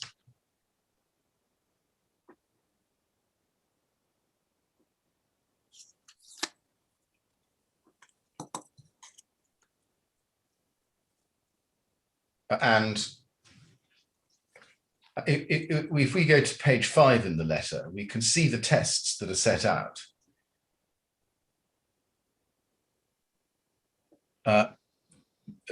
Test 3 is the July test. It's the third of 3 tests. If we go back one page, we can see the 2 other tests. And this is underneath the heading, failed A1/A2 large-scale fire tests. Kingspan has evidence of 3 failed large-scale fire tests where the cladding system is made up of A1 and A2 products. The tests are detailed below and supporting documentation is enclosed. And then test 1 is underneath that. And you can see that you describe a test at the BRE on the 27th of October 2016, comprising a Luco panel solid core A2 ACM along with Fujairah Rockwool full face mineral fiber stone wool insulation rated as A1. And to be clear, that report didn't actually have a test report, did it? No, I believe so. No, it says in the last sentence, we understand no test report was produced for this test. And in fact, the letter says at the end of that paragraph, the system tested in this test is not typical in UK construction as the insulation is foil faced. And test 2, another failed test, was also expressly not typical of construction in the UK, partly because it didn't have cavity barriers in it. Yes. Yes. Yeah. And therefore, although it's right, isn't it, that the first 2 of these 3 tests were genuine, as you call them, they were done on systems which were not representative of systems built in the United Kingdom at the time. That's correct. Yeah. Now, shall we just go back, please, to paragraph 3.4 of your witness statement?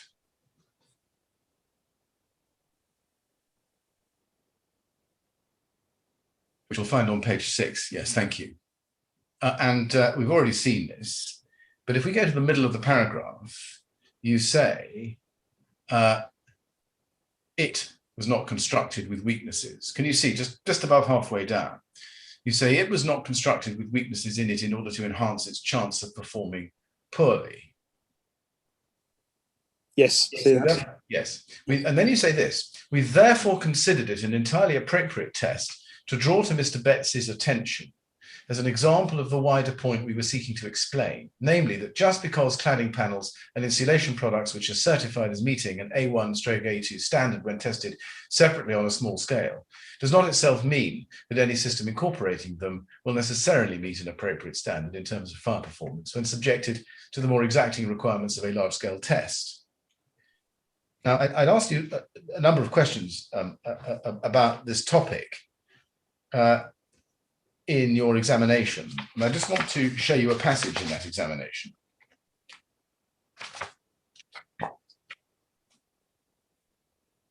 It's quite long, but it's worth just looking at if we can. Day 85, please, page 84.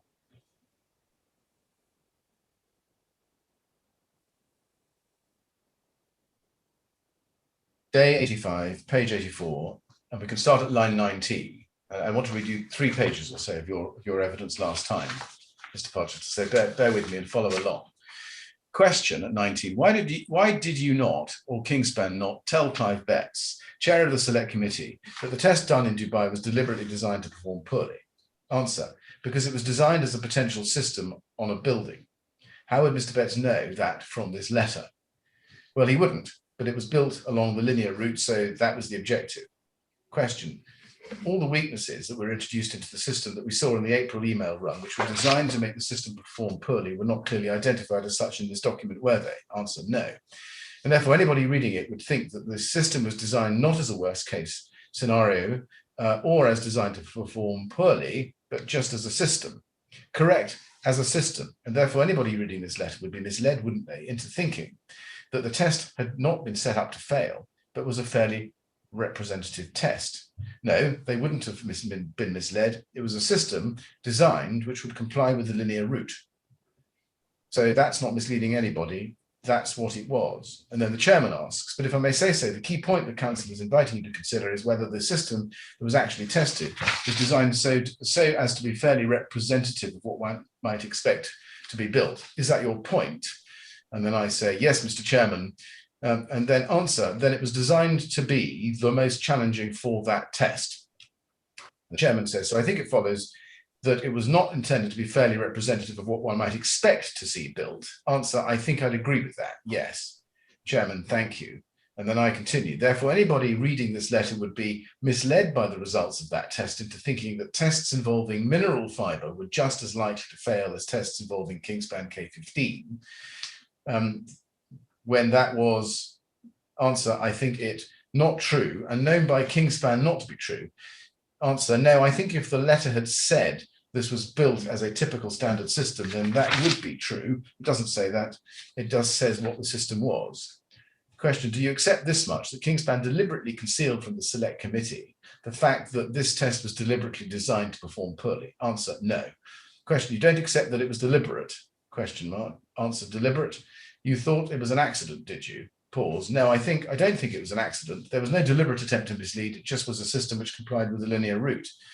Question, why not tell Mr. Betts as part of your response to the Hackett consultation that the Dubai test was deliberately constructed with weaknesses in it in order to enhance its chance of performing poorly? Why not say that? Well, we could have done, but we didn't. Now, your state, I've read you that in full because there are questions that then flow from that entire passage. Your statement in your 5th statement that I've just read to you is inconsistent, isn't it, with your previous evidence that the Dubai test was designed to be the most challenging for an 8414 test? Which Dubai test are you talking about? This is the July test. No, I think on that passage there, I was still thinking about the design weaknesses of the A2 test, and that's where I think the conversation continued around those design weaknesses which you'd highlighted, and because I hadn't picked up on the G2 test difference, then that's why I answered in the way I did. But the G2 product has been used on buildings in the UK. Your statement, in your fifth statement at paragraph 3.4 I read to you, was inconsistent with your acceptance in December that the system tested in July 2018 had been deliberately weakened. I was talking about the earlier test. Well, I've just read you the passage which relates yes, to... Yes, I understand that, but I was talking about the design weaknesses, which they weren't in the G2 test, they were in the earlier Dubai test. Yes, but do you accept, as you told us in December, sitting there now, that the Dubai July test was designed or intended, let me use a clearer word for you, intended to be the most challenging for an 8414 test? It wasn't the most challenging, no. I think the design or the intent was a direct copy of the DCLG test, so we didn't design in any weaknesses above that, and the standard product used on it was a G2 A2 rated product, so I think that was more fairly representative. When you presented the July test to the select committee, do you accept that you did not reveal to the select committee that although Vitracor G2 had an A2 rating in England and Wales, it was known to perform like a PE panel? No. You don't accept that you didn't reveal that fact to them? Well, it didn't perform like a PE panel. You had been told, and we've seen this, that it had been known to perform like a PE panel. We saw the email earlier. It goes up like a PE panel.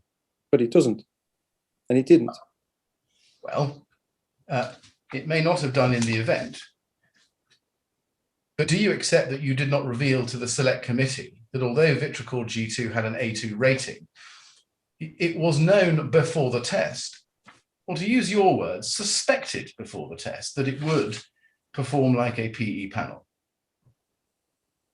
No, I don't think we did suspect it would actually perform like a PE panel, just simply because of the makeup of it. So we knew it was challenging, but we didn't know it was like a PE core panel, and it didn't perform like a PE core panel. Do you accept that you didn't tell the select committee that you were aware of a test where Vitracor G2 had failed within 4 minutes? No, we didn't. Nor did you reveal to the select committee that you had deliberately selected Vitracor G2 because it had already failed a full system 8414 test. No, but we did tell the select committee that it was an A2 rated product. That's not quite the same thing, is it? No. And you didn't even tell the select committee, did you, Mr. Pargeter, that you'd chosen G2 because even on your own evidence today, you suspected that it might fail? Your own words in your fifth witness statement.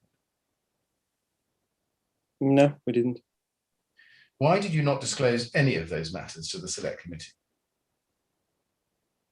Because it didn't need to. It was a rated product that got a certificate to say that it was A2, and we tested it in an A1 system, A2, A1 system, and it failed. We gave all the information we could on that test. By not mentioning any of these matters to the select committee, do you accept that Kingspan were not being entirely transparent with the select committee? No, I think we were being transparent with them. Did you deliberately choose not to tell them that Kingspan had selected the Vitricor G2 panel for inclusion in the full system test on the 2nd of July because you suspected it might fail? I don't think we deliberately omitted anything. So are you telling us that— I'm sorry to interrupt you, Mr. Millett, but I'd quite like to clarify some of this. Mr. Pargeter, when you chose the G2 Vitricor panel, did you think that it was typical, that its performance was likely to be typical of an A2 panel or worse than one might expect from an A2 panel? I think we would have expected it to be worse at a large scale fire, yes. Yes. And therefore not really typical of an A2 panel. Well, A2 panels come in all different types, but I think it would probably be, we would have thought it was at the bottom end, if you like, of a performance of an A2 product, yes. All right, thank you very much. Yes, Mr. Millett. Do you accept that you not only did not tell the select committee that you thought or suspected that Vitricor G2 would not behave like a typical A2 panel, you did not tell them that deliberately? Well, we didn't tell them that because it wasn't relevant. The test speaks for itself, and we've full disclosure on the test, the way the test was designed, the product data. I think we even provided the product data sheet with that. So I think, you know, we gave them everything they needed to make a judgment on it. Why didn't you tell the select committee that you had deliberately selected the G2 Vitricor panel because you either knew or at least strongly suspected that a full system test with it in it would fail? Because we didn't need to. We just told them what we'd found. Why didn't you tell the select committee that Vitricor G2 would not behave in a full system test like a typical A2 panel, and that therefore they should read the results of the July test in that light? Because it's an A2 panel, and that's, you know, it's proving the point that a system with limited and non-combustibility doesn't always perform the way you think it does, or you may think it does. So whether it was suspected as being at the bottom end of an A2 compared to other A2s, it's not really the point.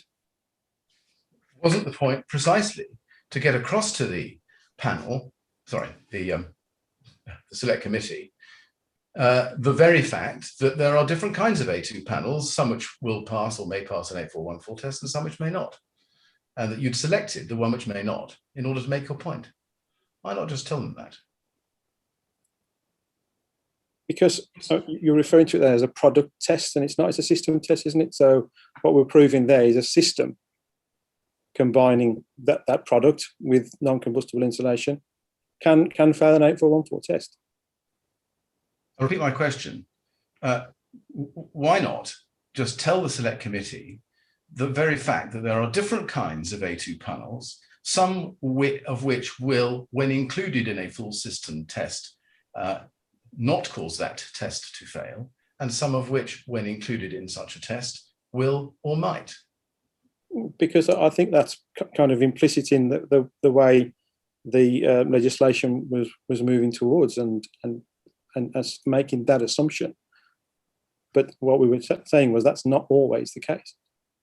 Isn't the reality, Mr. Pargeter, that the July test was set up to fail in just the same way as the May test had been set up to fail, and you kept that fact from the select committee?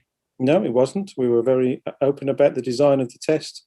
The design of the test was copied from DCLG, and we gave full disclosure on the products that we used. Can you anything from them?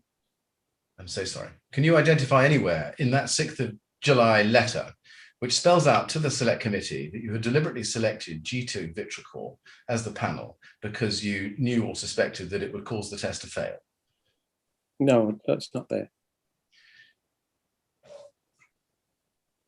Now, you also, do you accept, did not tell the select committee that the Dubai test was a plan B? I'm sorry, the July Dubai test was a plan B that was only necessary because your plan A test back in May, with all its design imperfections that we'd seen in the March and April emails, had passed. That's correct. Surely, by referring to the July test but making no mention of the successful May test, you are giving an unfairly incomplete picture to the select committee about linear route systems. No, I think because there was already an assumption that that route would provide, all tests to be safe, and we were just challenging that against the BR135 against that one product. So I don't think it was unfair now. Was it not relevant for the select committee to know that even a system containing linear route compliant products, but with inbuilt design flaws, deliberately included to enhance the chances of failure, had in fact passed? No, I don't think that was considered. No. Why was that irrelevant? I don't know. I just don't think it was considered. It may not have supported your case, Mr. Pargeter, but surely it was relevant for the select committee to understand both tests and the flaws in both tests, so as to be able to have the full picture, so as to be able to understand what the empirical evidence truly shows. No? No, I just don't think they considered that. You don't think you considered it? No. When you say you don't think you considered it, did you mean that the question of whether you should tell them about the May test simply formed no part of Kingspan's thinking about whether to tell the select committee about it? Yeah, I don't know whether it did. I didn't write that. Didn't write that letter, so I don't know what the thinking was of those who were drafting it precisely. But I don't imagine it was to deliberately leave anything out. It was just that was the point we were trying to prove. Do you accept that the non-disclosure of the May test, the fact of the May test and its successful result was not the result of an oversight, but the result of a deliberate decision? No, I can't say that.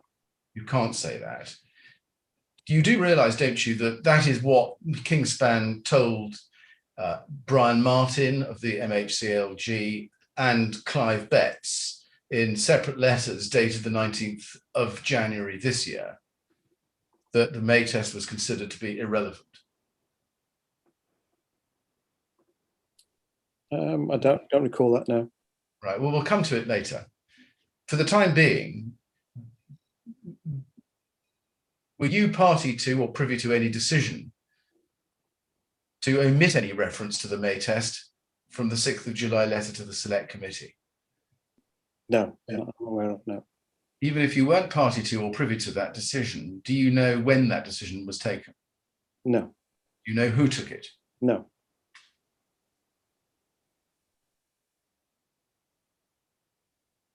Do you accept the truth of the overall position that Kingspan concealed the fact and result of the May test from the select committee because it seriously undermined Kingspan's case that combustible materials should not be banned? It didn't support the case, and we were trying to make the case that not all systems would perform the same. So that wasn't the case we were trying to make. So it wasn't necessary. Well, you've almost accepted my point. Is it that the reason why the fact of and results of the May test were deliberately withheld from the select committee was because they didn't support Kingspan's case?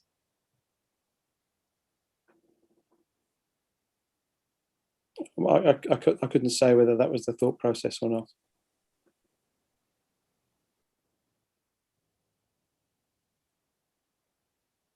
Right. We have seen that you did decide to tell them about the July test. And in presenting the failed July test evidence in support of your case, but not revealing the successful May test, do you accept that you were only giving the select committee half the picture?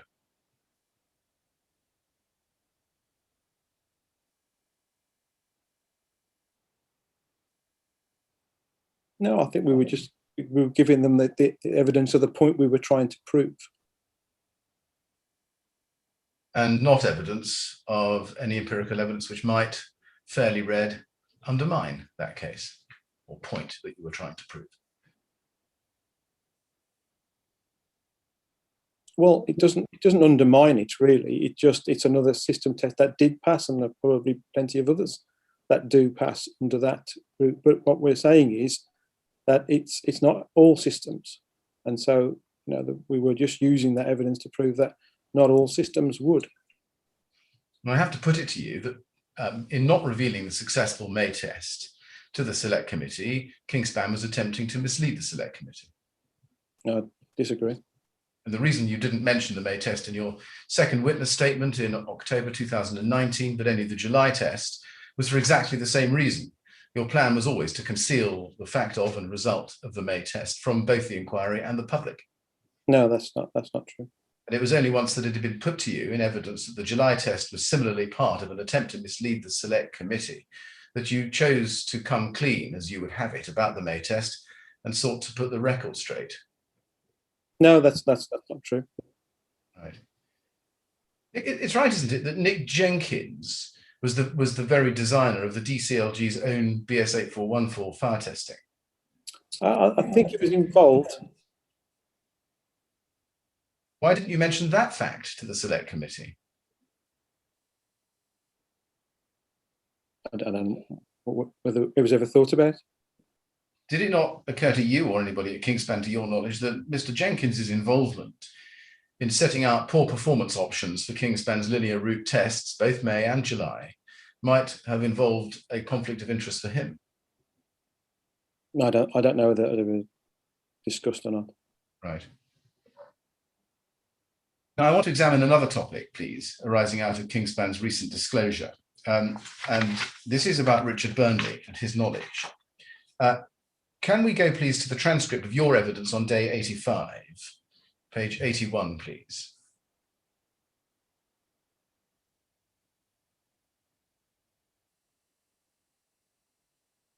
And if we pick it up at line 2, we go to page 4 of what is the letter to the select committee of the 6th of July 2018 at INQ 3014076, page 4. And I say to you at line 3, we can see that this is part of what is in fact a 94-page submission, isn't it, to the department, or to Clive Betts? Answer yes.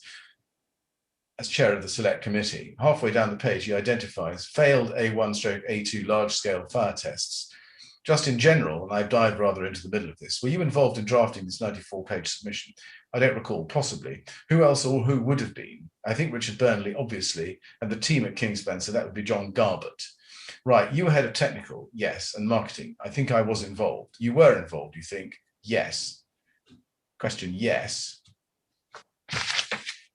Just pausing there, we can see that you agreed with the question I put to you, that you were involved in putting the submission together. Can you confirm that? Yes, that's what I said there, yes. Okay. And then I go on to ask you about Richard Burnley's knowledge of the July test, on the basis, of course, at that stage, that you had said that it was the subject of the March and April emails that discussed weakening the system, design imperfections. So against that background, it's important you bear that in mind. If I can then ask you to go to day 85, page 83, 2 pages on in the transcript, and start at line 10. And I ask you the question, we don't see anywhere in this letter, or indeed in any of the underlying material, where Mr. Burnley or anybody else at Kingspan tells the select committee that the test was designed to perform poorly, do we? Answer, no. We don't see anywhere where they are told that it was set up to fail or a worst case scenario, do we? Answer, no. Now, Mr. Burnley was one of those senior individuals at Kingspan who was not on the email string from April. Did he know that the test was designed to perform poorly when he wrote this letter, to the best of your knowledge? Answer, I don't know, to the best of my knowledge, whether he knew that. Did you not have a discussion with Mr. Burnley about this test before he wrote this letter? Answer, I can't recall. Question, it's unlikely, and I'm not asking you to speculate, but just to accept what is common sense, that you as head of technical and marketing and engaged in the campaign as we've seen for some months, would have been bound to have had a discussion of some kind with him about these failed tests. No? Answer, well, we would have done, yes. It's important, you see, because I don't want to ask Mr. Burnley something which is unfair. Did Mr. Burnley, to the best of your knowledge, know that the July test was designed to perform poorly? Answer, I couldn't confirm whether he did or not. Question, was there a plan to keep Mr. Burnley in the dark about the test being designed to perform poorly so that he would write this letter in all innocence? Answer, no, I don't think there was a plan to keep him in the dark. Now, I've read you again a lengthy section of your transcript from your evidence on the 9th of December. And against that background, I now want to look at a document, KIN 3025512.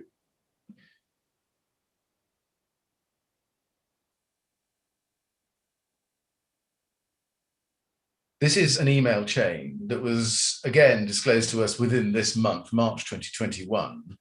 And it's a chain from the 12th and 13th of June 2018 and relates to this select committee hearing. Can we go to page 2 and look at the bottom of the page, please? You can see at the bottom of page 2, it's an email from Tony Ryan of the 12th of June to John Garbett. Just help me, what was Tony Ryan's role at this time? So Tony Ryan works for the panels division. I see. And in what capacity, in what position does he work? He's technical director of a similar position. Right. So you say of a similar position to you? No, to that title. He works alongside Mark Harris. Yes, I see. Now, let's just look at what he says. Subject, select committee hearing. John, I know Richard was subjected to media training today and is preparing for the select committee hearing. Richard's name was bounced around a number of times as we anticipated that an MD or CEO would be called, but as we now know, it's the Kingspan representative that is required to attend.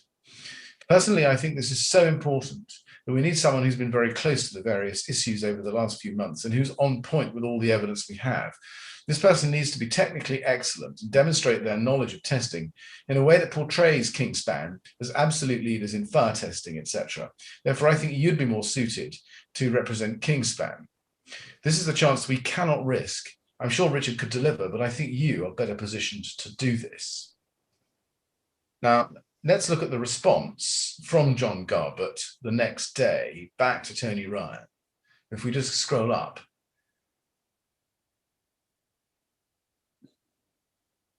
John Garbett tells Tony Ryan on the 13th of June, 2018, "Hi, Tony. Richard is going to be very good. He knows enough, but not too much, which is helpful. The worst thing he could do is a deep dive on detail. He needs to talk to the MPs at their level of understanding." What was meant? Well, first of all, I should ask you, did you see this email chain? No. You didn't?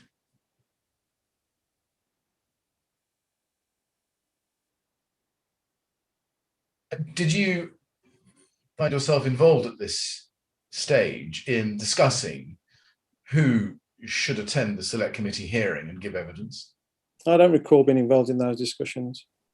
Right. When Mr. Garbett says he knows enough but not too much, can you help us what he meant? No. Is it a reference to Richard Burnley not knowing about the intentionally weakened May test?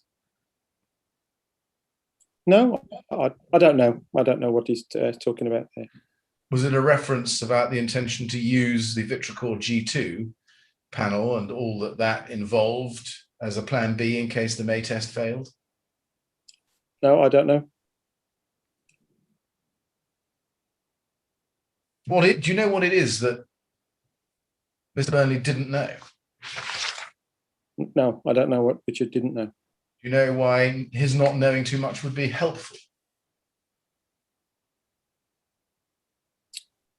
No.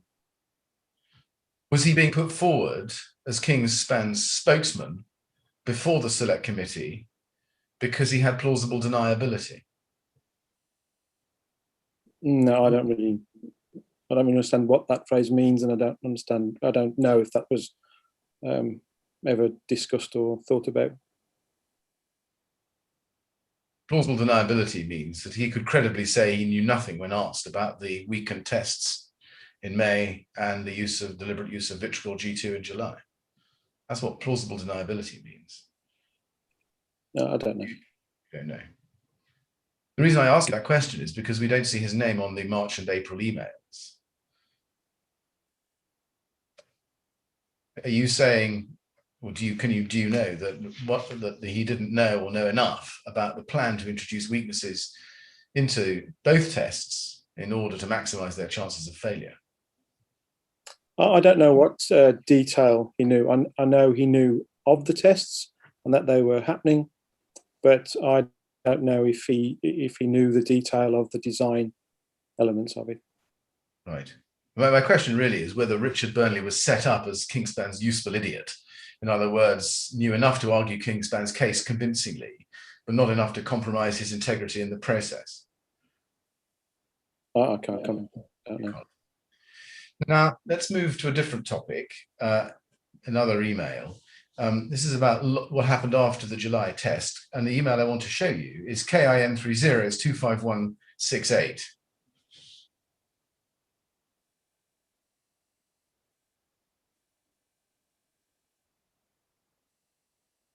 This is an email chain between Gwyn Davis and Mike Stenson on the 3rd of July, 2018, which is the day after the test.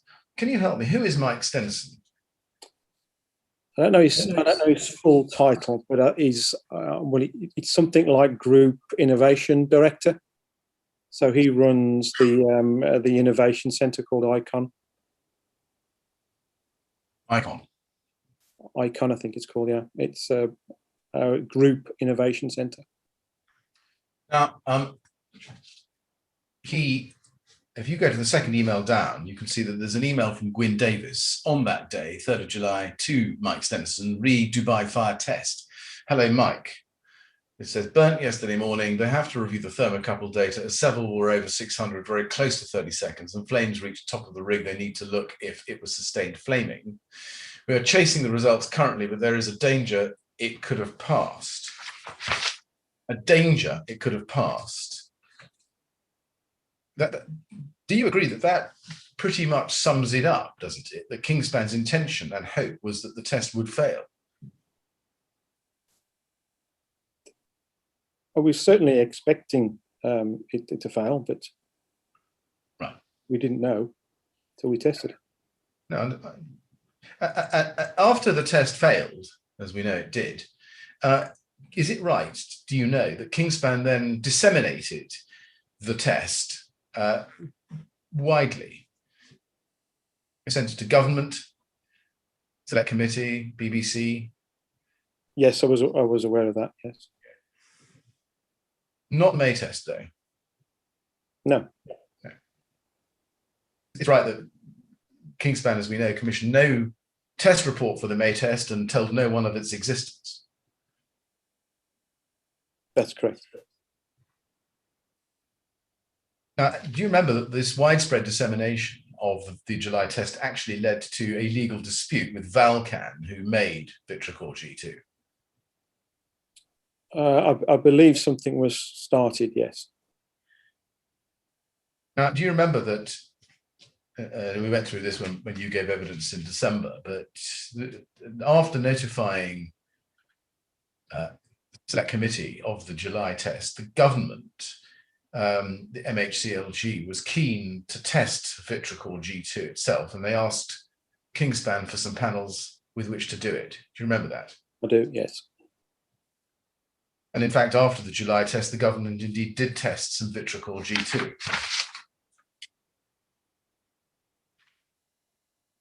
Do you remember that?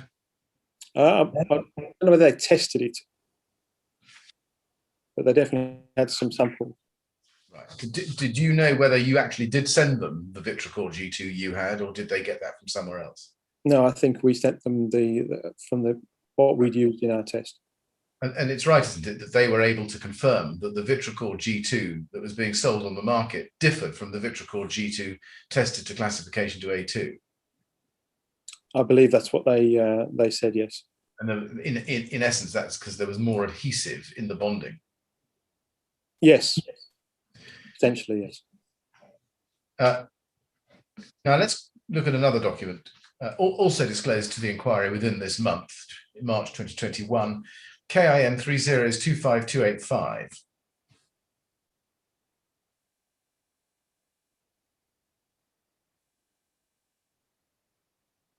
This is an email chain from September 2018, so 2 months or so after the July test, which was done using the Vitracor G2 test, the G2 panel. And if we go to page 1 there on the screen, you can see that there's an email of the 19th of September 2018, second one down, where John Garbett writes to Mark Harris, copies you in, subject read Janet Morell, and we've established that she worked for Exova.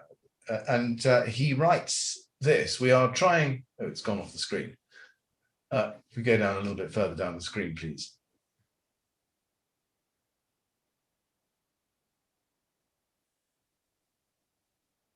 If you go to the bottom of page 1, that's it. This is the 19th of September, as I say.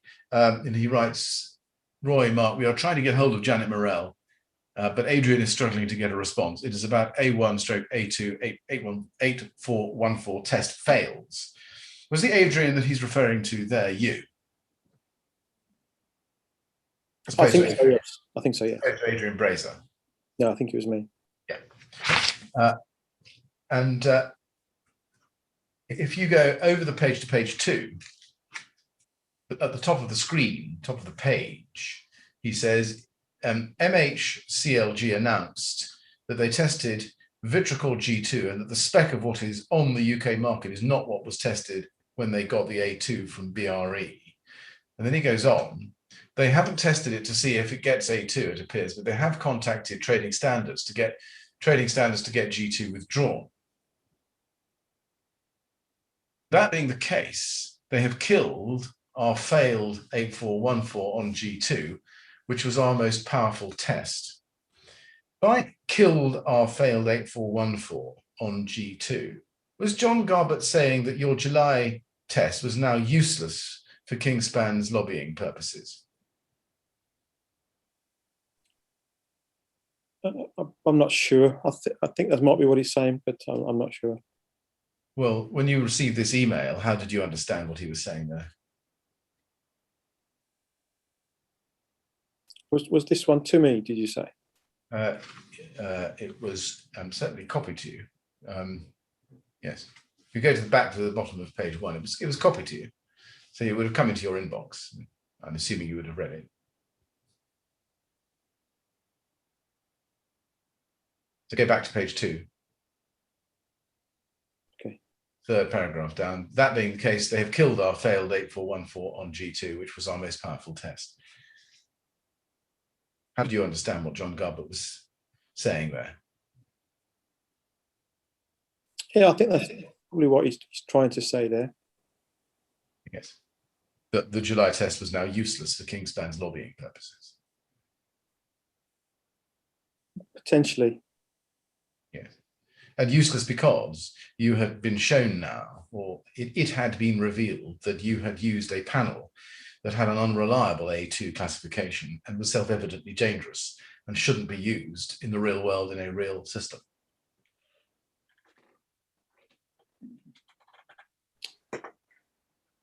Yes. Well, what they said was it's a different, appears to be a different product. They didn't say what performance it was. They didn't say it failed to achieve A2.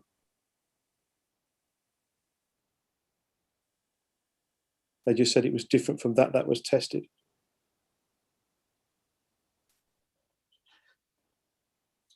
And then in the next paragraph, he says, Janet let it slip in an email to Adrian that she has another A2 test fail. And we are, of course, aware of an A1, A2 test that was being done in Dubai by Wandsworth Council that failed. It was burned whilst we were building one of our rigs. Nick Jenkins also refers to a stack bond A2 Spanish brand of ACM with rockwool insulation that failed in Dubai. Are you the Adrian that Mr. Garbett refers to in that paragraph? I think so. I don't recall exactly the mail from Janet where she said that. I don't believe we've seen an email to you from Janet Morell on this topic. Do you recall that there was one? No, that's what I was just thinking. I haven't seen one either. And I mean, it may have been a telephone conversation with her. But it says slip in a mail, so it's not. Yes, yeah, I haven't. I think I've seen that recently. Right. Just another document that we're going to have to ask Kingspan for. I haven't seen. Possibly if you haven't seen it, yeah. If it's there. Did you have the conversation with Janet Morell? Can we go back to the document? I'm so sorry. Can we go back to the document, please, and look at the next paragraph? In the paragraph below the one I just read to you, it says, we need a conversation with Janet to ask her to find a way to get these fails into the public domain. Do you remember whether you had such a conversation with Janet Morell? I can't recall specifically, but I do know we were frustrated by the fact that there were test fails on sort of linear route systems that were just not in the public domain.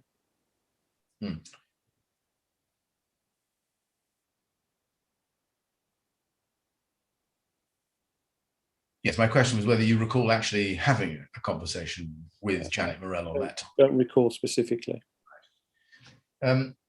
How did you think at the time that Janet Morell of Exova was going to get confidential information such as those fails, the test results from those failed tests into the public domain?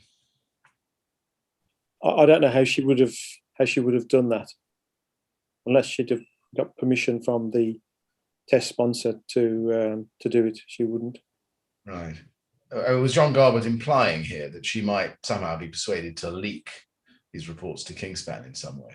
I don't think so. It's not something. Certainly, with my experience with Janet, she would even contemplate. So, I think I don't think so. Right.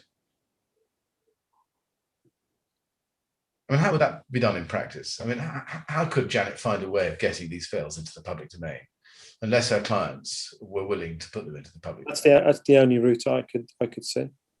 The clients are willing to share it. And while on the same topic, I'd like to ask you about a similar request from the April of 2018. Can we go to KIN 3025426, please? I'm sorry, I'm so sorry. I'm being reminded to go back to the document we were on, quite rightly. Before we leave it, there's a further question, actually, I should have asked you. In the penultimate paragraph, you can see in this email, the reason for her to do this is that her UK-derived 8414 testing revenue will drop off a cliff if we don't get 8414 included in ADB, either as an alternative R2C, which I think is route to compliance, or as an additional requirement for A1/A2 systems.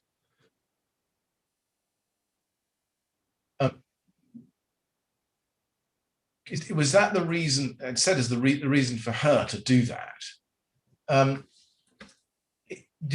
Was the idea that there would be some commercial advantage to Exova in ensuring that 8414 tests kept coming in for them to do?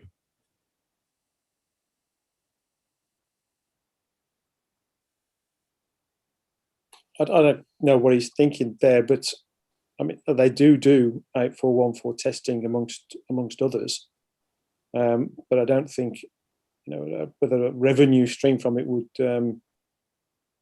would be something that I talked to Janet about particularly. She was not a commercial person, so I don't think it matches up.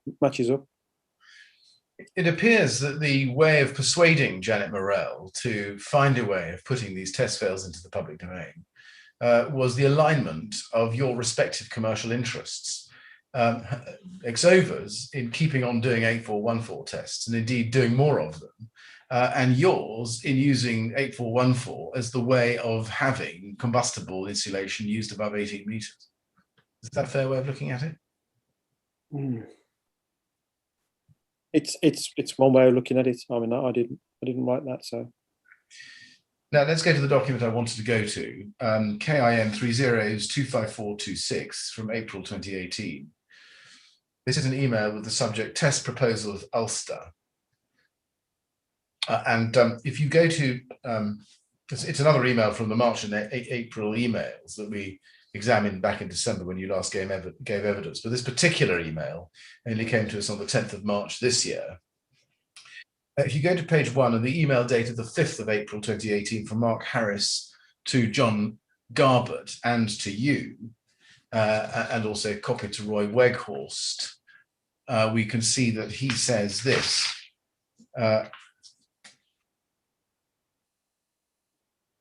can see that he says this. I was interested to hear that KIL has an 8414 test coming up at BRE shortly. The discussion we had about inviting the select committee to witness the test can be very impactful. Another thought could be to substitute the planned test with a test to demonstrate the linear route system can fail. What do you think about this and my message from earlier today? And then if you go down to the email below that,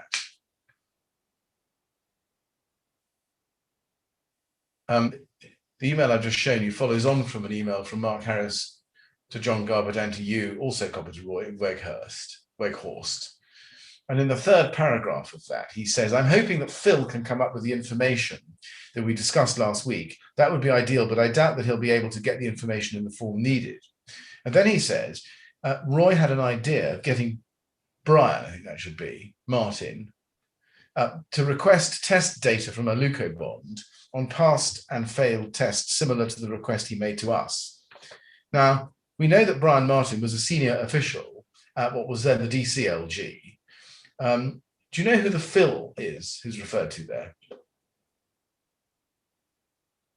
No, I don't know what information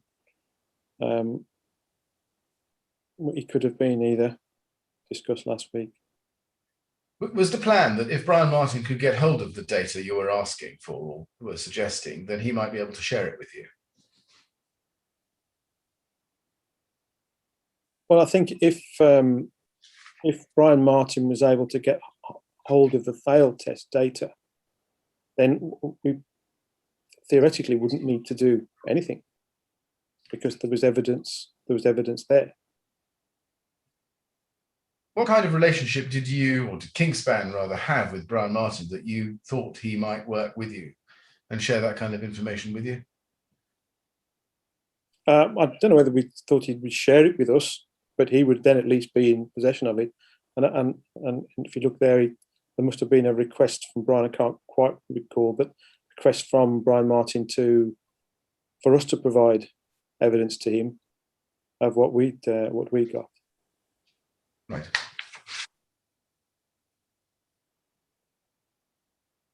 Did Kingspan ever consider whether a request such as this would have been ethical for Brian Martin to make? I don't know. I don't know if it even went any further. Mr. Chairman, I haven't quite come to the end of my questions, but I'm not far away. But I think this might be a convenient moment. Yes, well, you've got on pretty quickly, but you don't need to worry that you haven't finished. I'm sorry to have to ask you to come back tomorrow, Mr. Pargeter. It sounds as though it won't take too long, though I can't guarantee. Anyway, we're going to stop there for this evening and resume at 10 o'clock tomorrow, please. Yes. And as before, please don't discuss your evidence or anything to do with it over the break. All right. I understand it. Thank you very much. We look forward to seeing you tomorrow. Thank you. Thank you. And that's all as far as the proceedings are concerned for today. 10 o'clock tomorrow. Thank you.